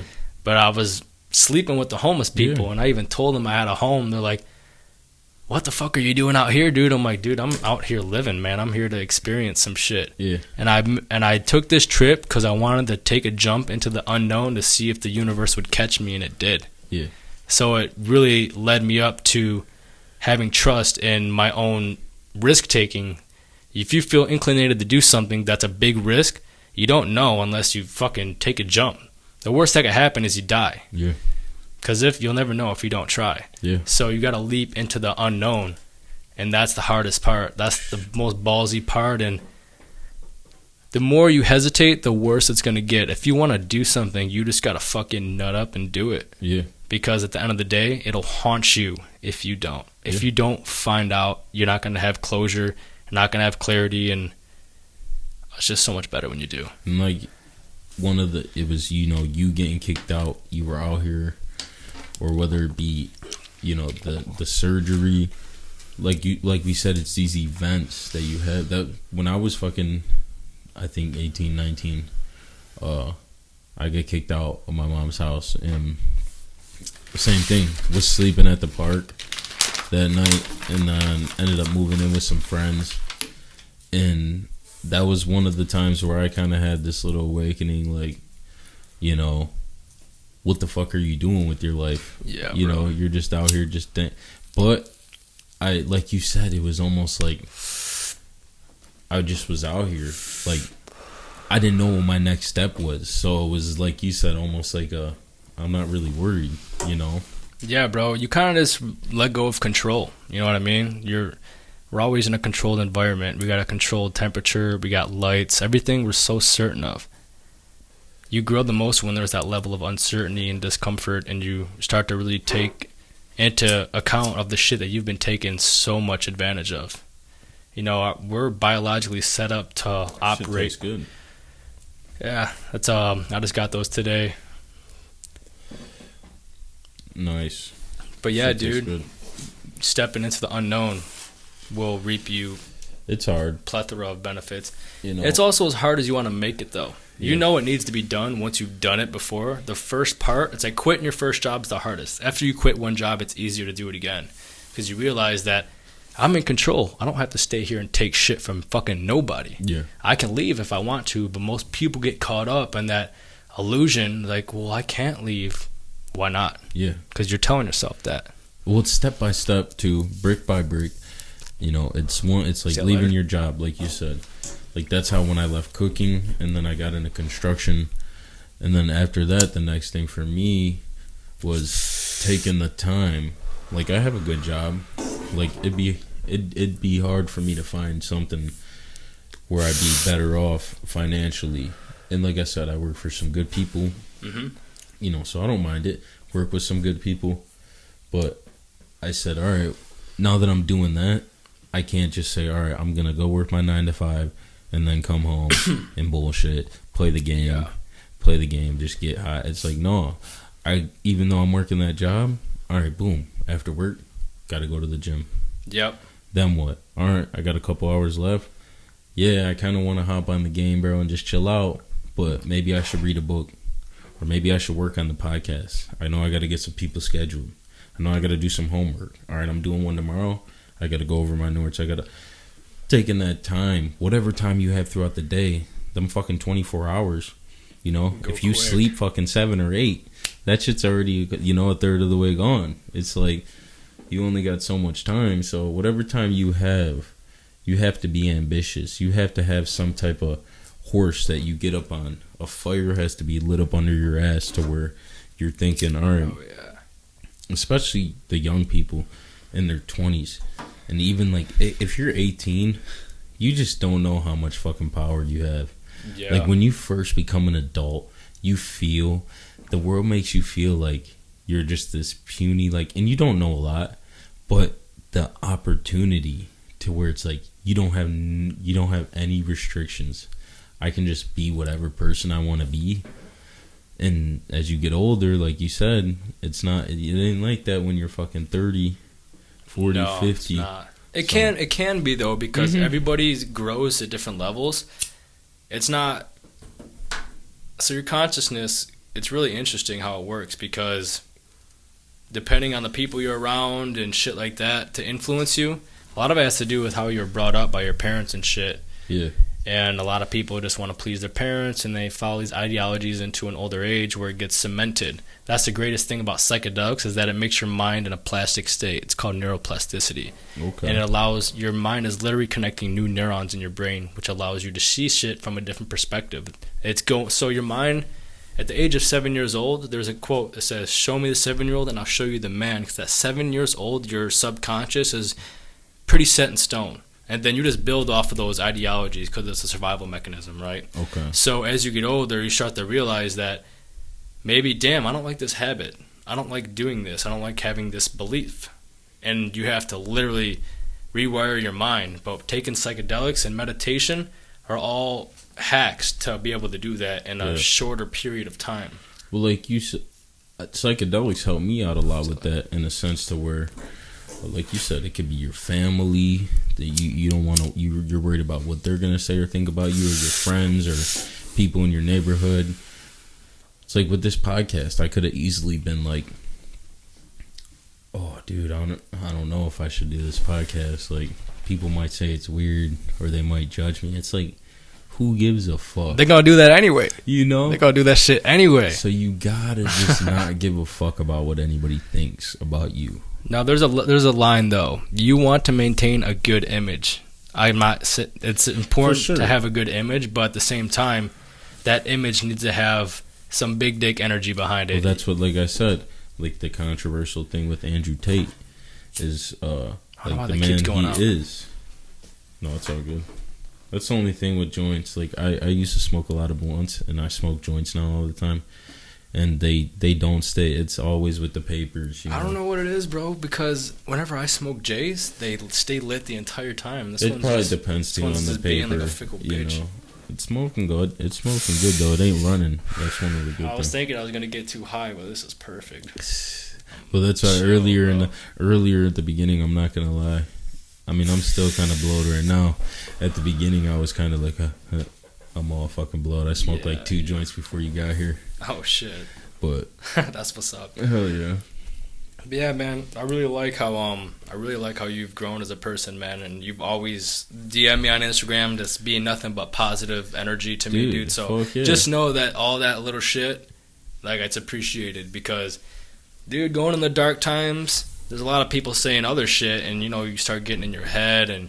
But when you get a little bit of encouragement, you're like, all right. Especially from people that that know you. But the coolest part about it was that we weren't even chilling like that, and I'm still getting the love, bro. No. Like, that was cool as fuck to me. You know what I mean? When you came through the door, bro, what we did, we dapped each other up, hugged each other, bro, looked at each other like, I haven't seen you, but we've known each other since we were fucking 12, 11. So it's like... younger than that, dog. Like 8, elementary, 9. dog. 8, 9, yeah, elementary, shit. Bro. But... And that shit continued where we left off, wherever it was. 5, 7 years back. Open up the door. It's like, hey, bro, it was like seeing you yesterday. That ties into life being short. and not yet. It's you gotta appreciate the good people, the people that you love. You know, the people that you care about. Like that's another thing psychedelics help me with a lot. Is just like really embracing love. I'm good on that.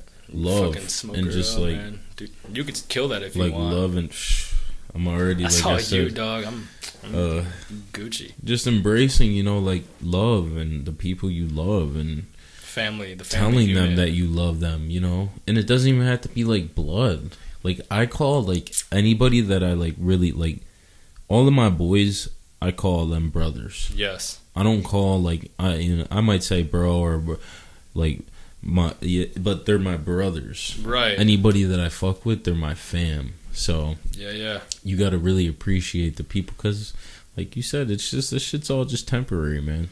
It is, man. But you gotta know where the real ones are. You can't be giving attention to fake motherfuckers. Like I'm a real big component in like being a disruptor in a good way. Mm-hmm. Like if you got some fake ass family, bro, and you know they're not putting in the effort, stop fucking with them. And if they ask why, tell them why. You stop allowing, because people treat you. You teach people how to treat you. Yeah. So if you're in a situation that you don't like, obviously there's a time to be strategic and be political, of course, especially in business and just, you know, overall general social skills. Agree, yeah. But at the same time, man, if it's something that's actually bothering you, like, dude, I talk to like none of my family. I consider my boys like just like you. That's my blood. That's my dog. I'd take a bullet for that guy. You know what I mean? Like, but I got some family that's my actual blood that we just don't connect like that. You know what I mean? And that's okay. Right.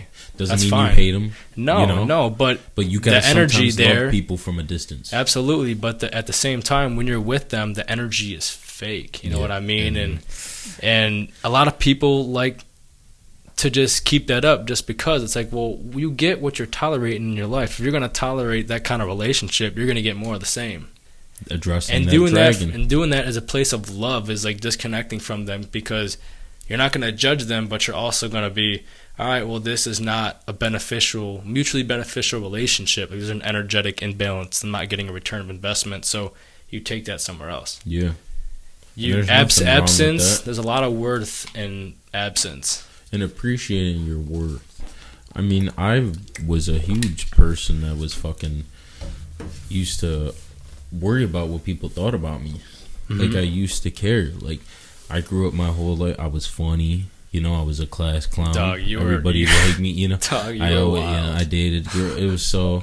I always was just worried about like status quo. Like, no, I can't fuck with that, or I can't be this person because I have to keep up this image. Right. And that was more in my younger days.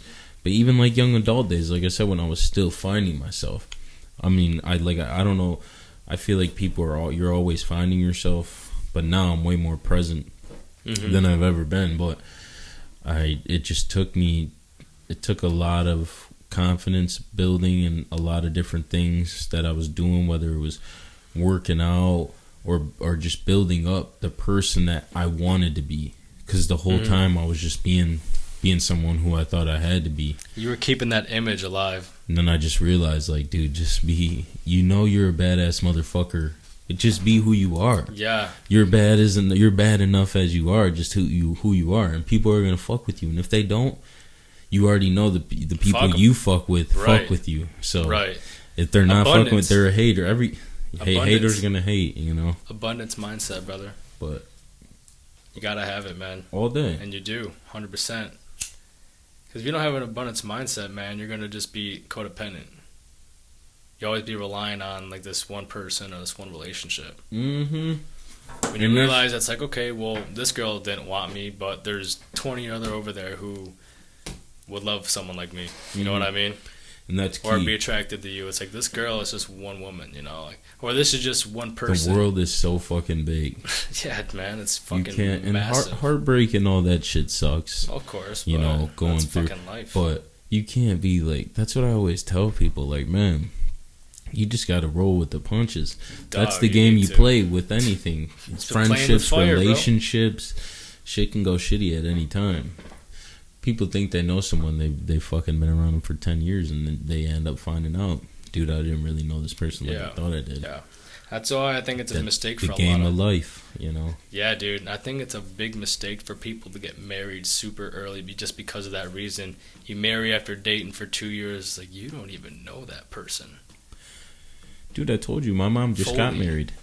She's fucking in her 40s. You know what I mean? Mm-hmm. It all just depends. And that's another, like I said earlier, about people having kids early. Then they get tied into this, like, oh, well, we're together now. We had a kid. Yeah. That's just, they might have only been together for fucking 8 months. Just slipped up, didn't use a rubber. Right. She got pregnant. And then, oh, yeah, we're in love. We've been dating for 8 months. We're happy as fuck. Hit the 12-month mark. No 1 year anniversary, bro. Shit's getting thrown around the house. Right. Dishes are getting broken. Yeah, exactly. Now you guys got the kid together. There's no just splitting up. You're living together. It's like, that's why people rush a lot of things. And it's hard, especially some people, like you said, with being impulsive sometimes. Some people are like that with relationships too. They want to just jump right into it.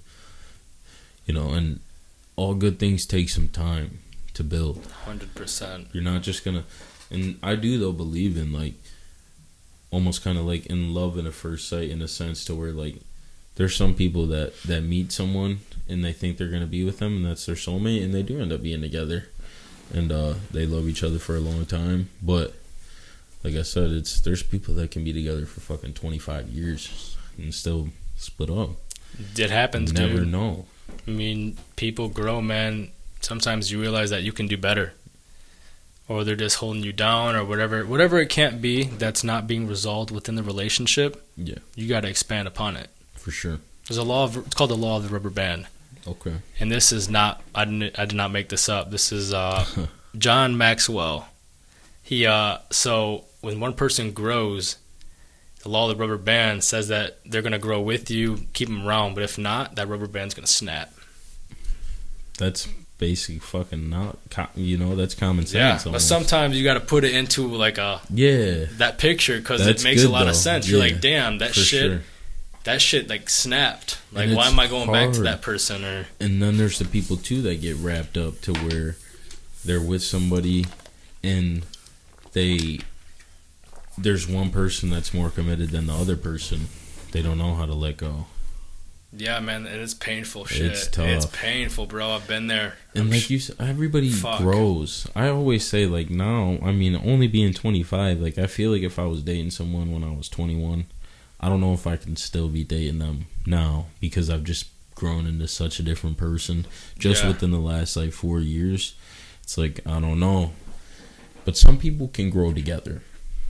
That's not to say. Yeah, for sure. If it's a healthy dynamic, you can 100%. And you're supposed to grow together. That's what's supposed to happen. Like, why do you settle? I always say that. Like, I can't stand, like, the people that are complaining.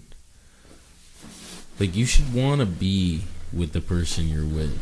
Yeah. You know, it shouldn't be a burden to be with the person you're with. Like, what the fuck are you doing then? Bro, that's why, like I said, like, if I'm with someone, I'm not about to settle, bro, because no one wants to be alone. I'm very good, though, by myself. Like, I could be by myself, but who doesn't want companionship? Right, that's different. But I'm not gonna fucking sit there, bro, and go to sleep with this chick every night. No like, chance. And knowing that way. I don't even really love her. Way. Just so I can have someone to go to sleep next to. Yeah, you know, bro. What I'm saying? And that also stems into that codependency shit, bro. Unhealed traumas and shit. Like, check this out. So, the amount of sex that's being pushed and programmed into people, like everything, bro, it's everywhere. Now it's getting targeted towards younger children. When you have sex that often, I have no problem with having sex, and I think it's an amazing thing. Yeah. But when fornicating is good. When it's a yes from me, dog. When you push that so much, though, and people are doing it so often, they realize, you know, they get a kid, and then you grow up with fatherless homes. You know what I mean? And having the father missing in the family unit, it just creates a cycle of the same shit. The kids grew up without a father. They have trauma because of it. They haven't been able to fully develop as a man unless they seek it elsewhere. Yeah. And they do the same shit. They knock up a chick, have kids, they dip out, and then the cycle just continues. Yeah, you just gotta have some responsibility. Like you said, sex is fucking awesome. I feel like if you're in a relationship, you should be wanting to bang it out. Oh, you should be just as like much rabbits, as you dog. are, just as much as you are, attracted to someone's personality and who they are, and emotionally attracted to them. You should be fucking physically attracted too, because it's got to work. Otherwise, that's why I feel like a lot of people get cheated on. It's like someone could be super nice and loyal, bro, but if they like, they'll be like, oh yeah, I'm comfortable, like we live together and stuff, everything's good, but I'm sneaking out of the house to go bang this person that I'm really into. I just like the feeling. It's like, so you got to check all the boxes, and that's another thing that goes with settling. It's like, no, like don't. It's all right to be picky. Like, don't fucking just be like, all right, this is whatever. Because that's lazy shit. Otherwise, you're gonna be fucked. You know why? You're settling because you're lazy with yourself. If you were growing as an individual, you ain't gonna fucking settle, because you're not settling for your current version of yourself. Yeah. Or the version that you were 2 months ago. You're constantly growing, and if the person you're with is not on the same page as you, just by proxy, you are going to outgrow that person. And like I said, expand upon. Yeah. You're expanding your consciousness and your energetic influence on life, bro. Like, we all emanate auric energy. That's what a vibe is. Yeah. If you're within 5 feet of someone, you're feeling their vibe. You know what I mean? Whether that's good or bad. That's why you get hunches, because that is that energy being communicated to the other person's auric field, and then you get vibes. You're like, damn, this person's sketching me out, or damn, like that girl was sexy as hell. Like, I was vibing that. Like, what was that? Exactly. Or if somebody that's your boy, it's you're the feeling frequency, the love, right? The vibration, 100%. So all that shit, you expand, you grow all that in all metaphysical and physical areas of your life.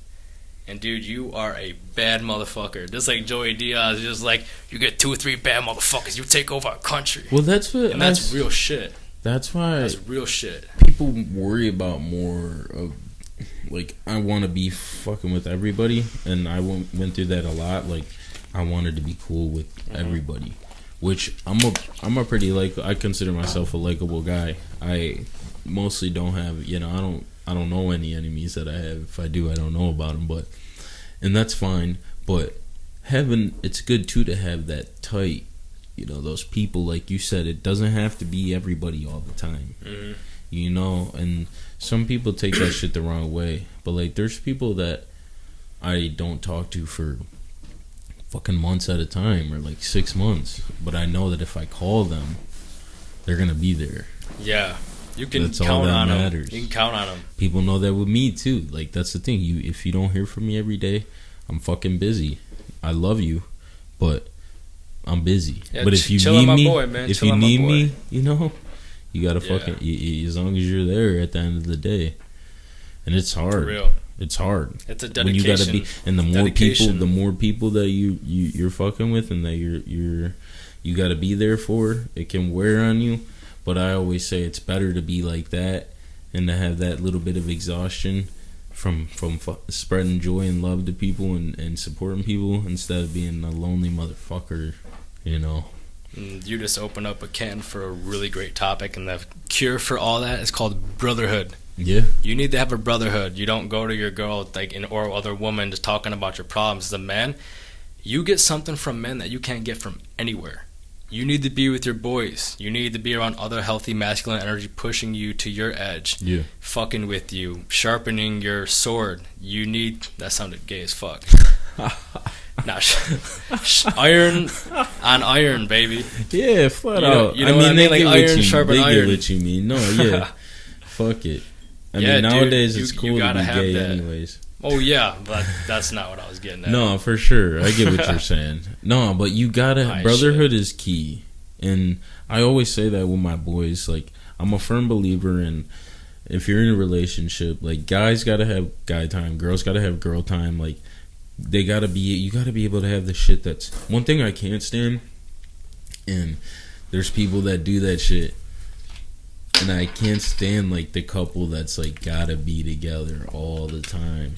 It's like, if I'm in a relationship, I gotta have that time, but, like, I still want to go to bed with you at the end of the night. I still want to be with you, but you can't be together with someone all the time. It's not, you can't. You gotta have the separate shit. It's like, I could go to the gym with my girl, you know, a couple days a week. But if I'm going to spar at the gym, like, and actually get it in, I don't know if she's gonna come. No, man. I'm training with my boys. Yeah. You know, so that's our time, that's our thing, and that's fine. She can go do some shit with her girls. I'm not gonna hate on that. Right. So finding that healthy balance, because it's like, how the fuck can you? Or it's like the people that are constantly, like, I don't know. That's just me. It's just me. I feel like you got to space it out a little bit. When you get too familiar with something, what happens? You get fucking bored and tired of it. Exactly. Yeah. So when you create that space, it creates polarity. It's like I wouldn't be able to talk to a girl like that every single day. I like to space it out. I was like, shit, I'd rather see you in person. Or all day.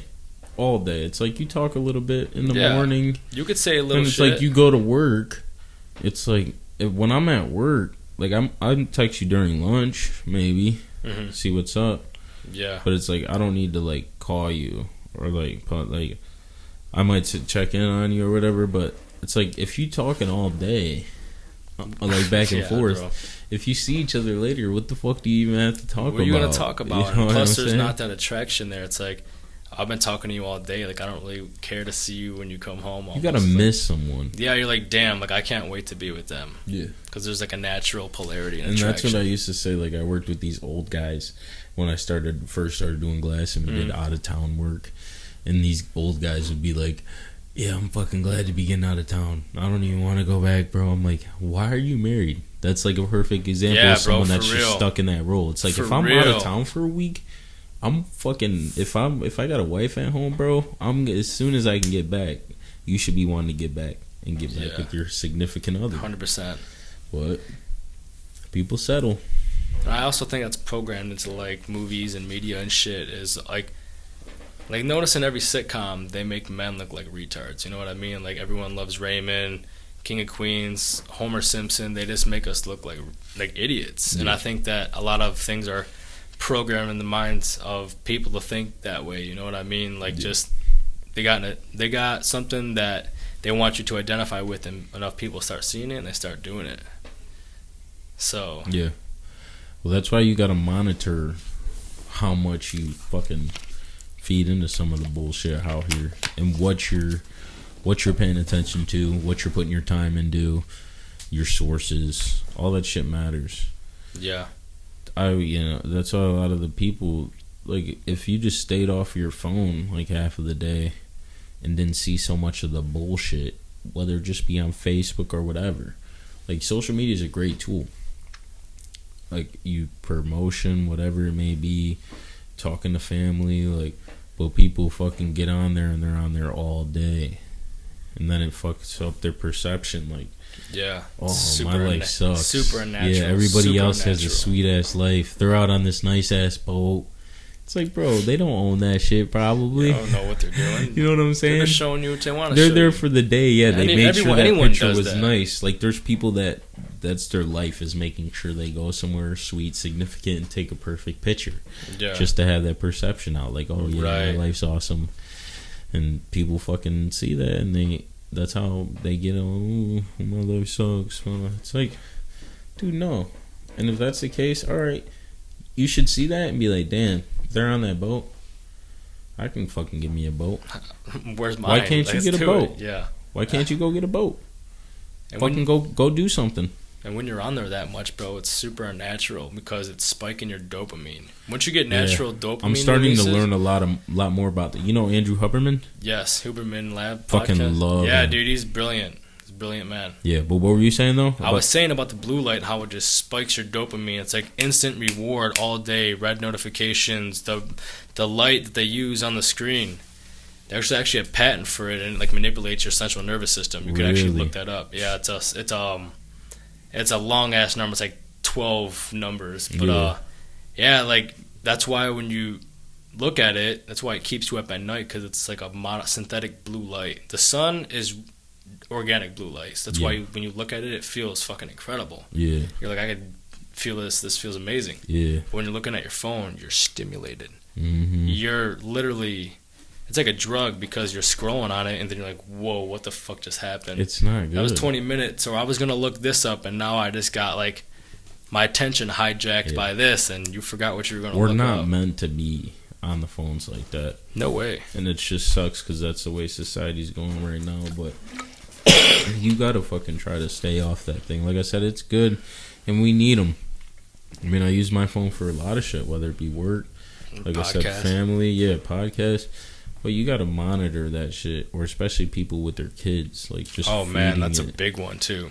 You see all these like toddlers just sucked into that shit. They just can't. They ain't learning nothing from that. Them kids are gonna grow up to be socially just retarded, dude. Not going outside. Or just really extremely deficient. And people don't understand how much more important it is to get natural light as opposed to just all this fucking artificial light that we have. Even whether it be like the lights, like when I wake up in the morning and I'm getting ready for work and shit, and I usually come into here, into the stew, and I meditate, like I stretch in here, and nice. Before I go outside to meditate, and like if I'm up doing anything, like when I'm making coffee, I got like the hallway light on, and I got some candles lit. So it's like, a good vibe. There's only a good vibe. It's nothing too bright, because that's the thing. People wake up, it's like all day. That's one of the things I love about doing construction is I get to be outside. Yeah, you're in the sun. It's a blessing. In the summer, dude, I'm out there, bro. Got the sleeveless on. Yep. I'm in the lift basket. The sun's just baking on me, and every time I go to like a building, an office building we do work at, we're inside, and I see all these people at their desks. The other day, I was just telling my boy, I'm like, there's no fucking way in hell, bro. Ain't no way. You would catch me at one of these fucking desks. Like, I'm lucky enough to be doing, like I said, what I do. Like, even though there's so many, like, whether it be, it helps me keep me in shape, physical labor, I'm getting sunlight. There's just and I get it. Some people, there's good job opportunities, but that shit's just not for me. Nah, dude, no way. Shouldn't be the human experience. Like Joe Rogan said it, man.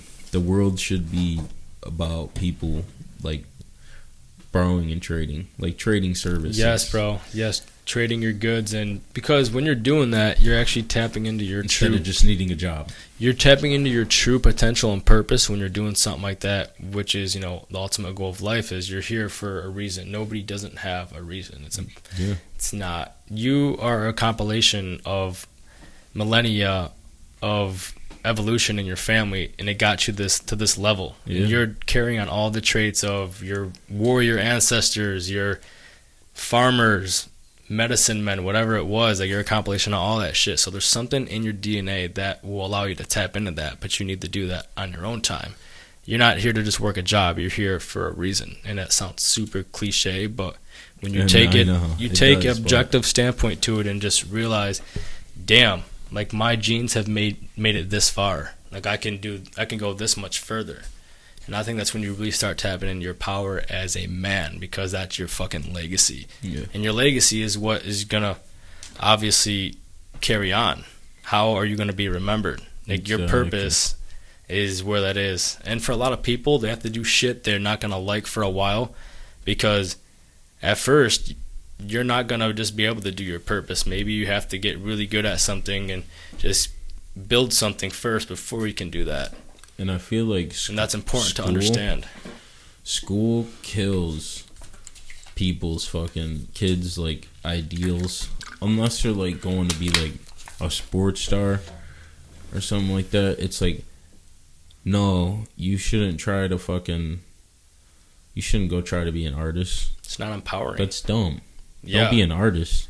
You need to go be they don't make money here. You need to just go to college and be a bank teller or whatever. Whatever you end up doing when you get out of school. Get a real job. Yeah. Get a real job. You need a salary. You can't. What are you going to live off of being an artist? You can't fucking make a living off that. All right, well, now you're one person I am not going to surround myself with. See ya. There's the fucking door. Fucking way to, like I said, dream squasher. Like, they don't teach the kids to have ambition.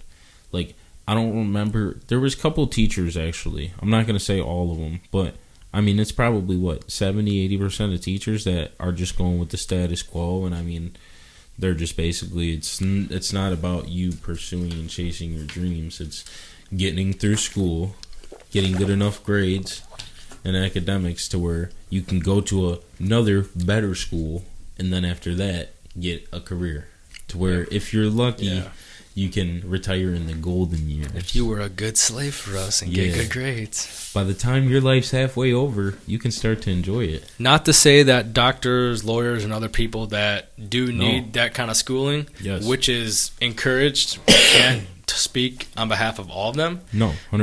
But a majority of them, I'd say, is the latter. I've always said if I'm going to school, if I'm not going to school to be like a doctor or a lawyer or something like that, like I'm not.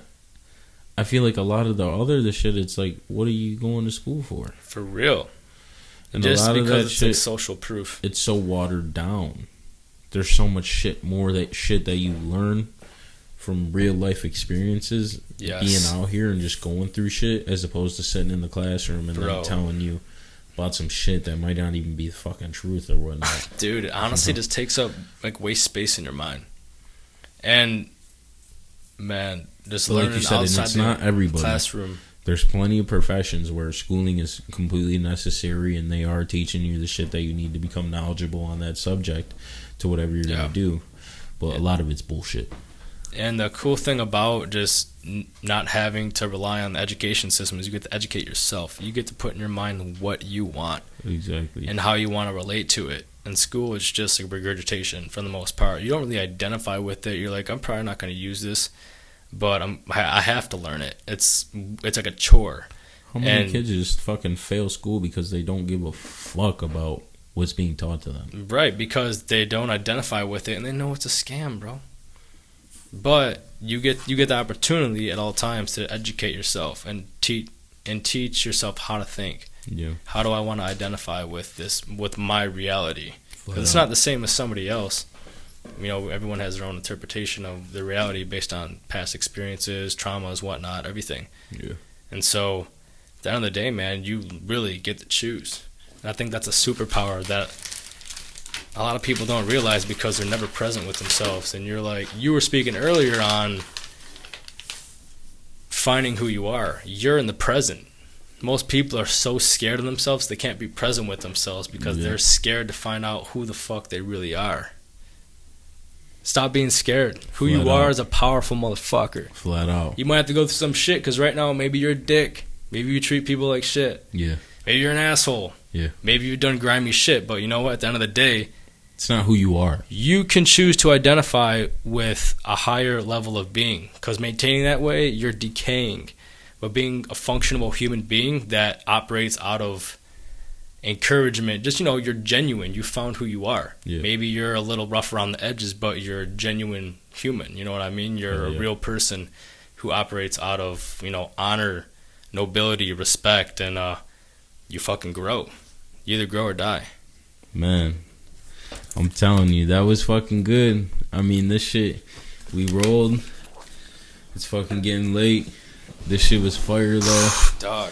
I'm glad I had you come by. I could fucking kick it with you for hours, dog. That's what I'm saying. This is a good-ass fucking fun, bro. It's good energy. I'm glad. Fuck with it. I'm glad you came by. And, I mean, like you said, it's just, don't be afraid to find out who you are. There's a lot of different things that might scare you. Find out how to use that as an advantage, and choose how you want to elevate your life. Map that shit out. If you know that you're a scatterbrained motherfucker, make a list. Write shit down. If you know that you're a person that doesn't like to fucking work out, but you know you need to get in better shape, just start going for a walk. Mm-hmm. Do little shit that you know you can control in your life. If your car breaks down and you don't have the money, don't fucking let something like that be like, oh, alright, you don't have no money and your car's broke down, you can't make it to the gym. What can you do? Do a fucking home exercise. Because you know that 100%. If you sit there in the house and now you're going to sit there on the couch and say, oh, I don't have any money and my car's broke down. But if you're fucking working out and you bust out a quick little fucking half hour, 45-minute routine with fucking just your body weight, just a body weight workout, you're going to be like, take a shower after that. Before you know it, it's the next day. You're back at work, and it's not, oh, I don't have the money, like I don't have my car. It's just figuring it out. Just figure the shit out. And it's hard, but there's always a fucking way. Absolutely. Make lists. Make a list aligned with your vision. Find out what your vision is. Find out smaller components of that vision. Write the shit down. Then making a plan to do 3 of the 5 things. If you get 3, it's good. But if you get 5, that's like perfect. Knock them all out and write the list before you go to sleep the night before.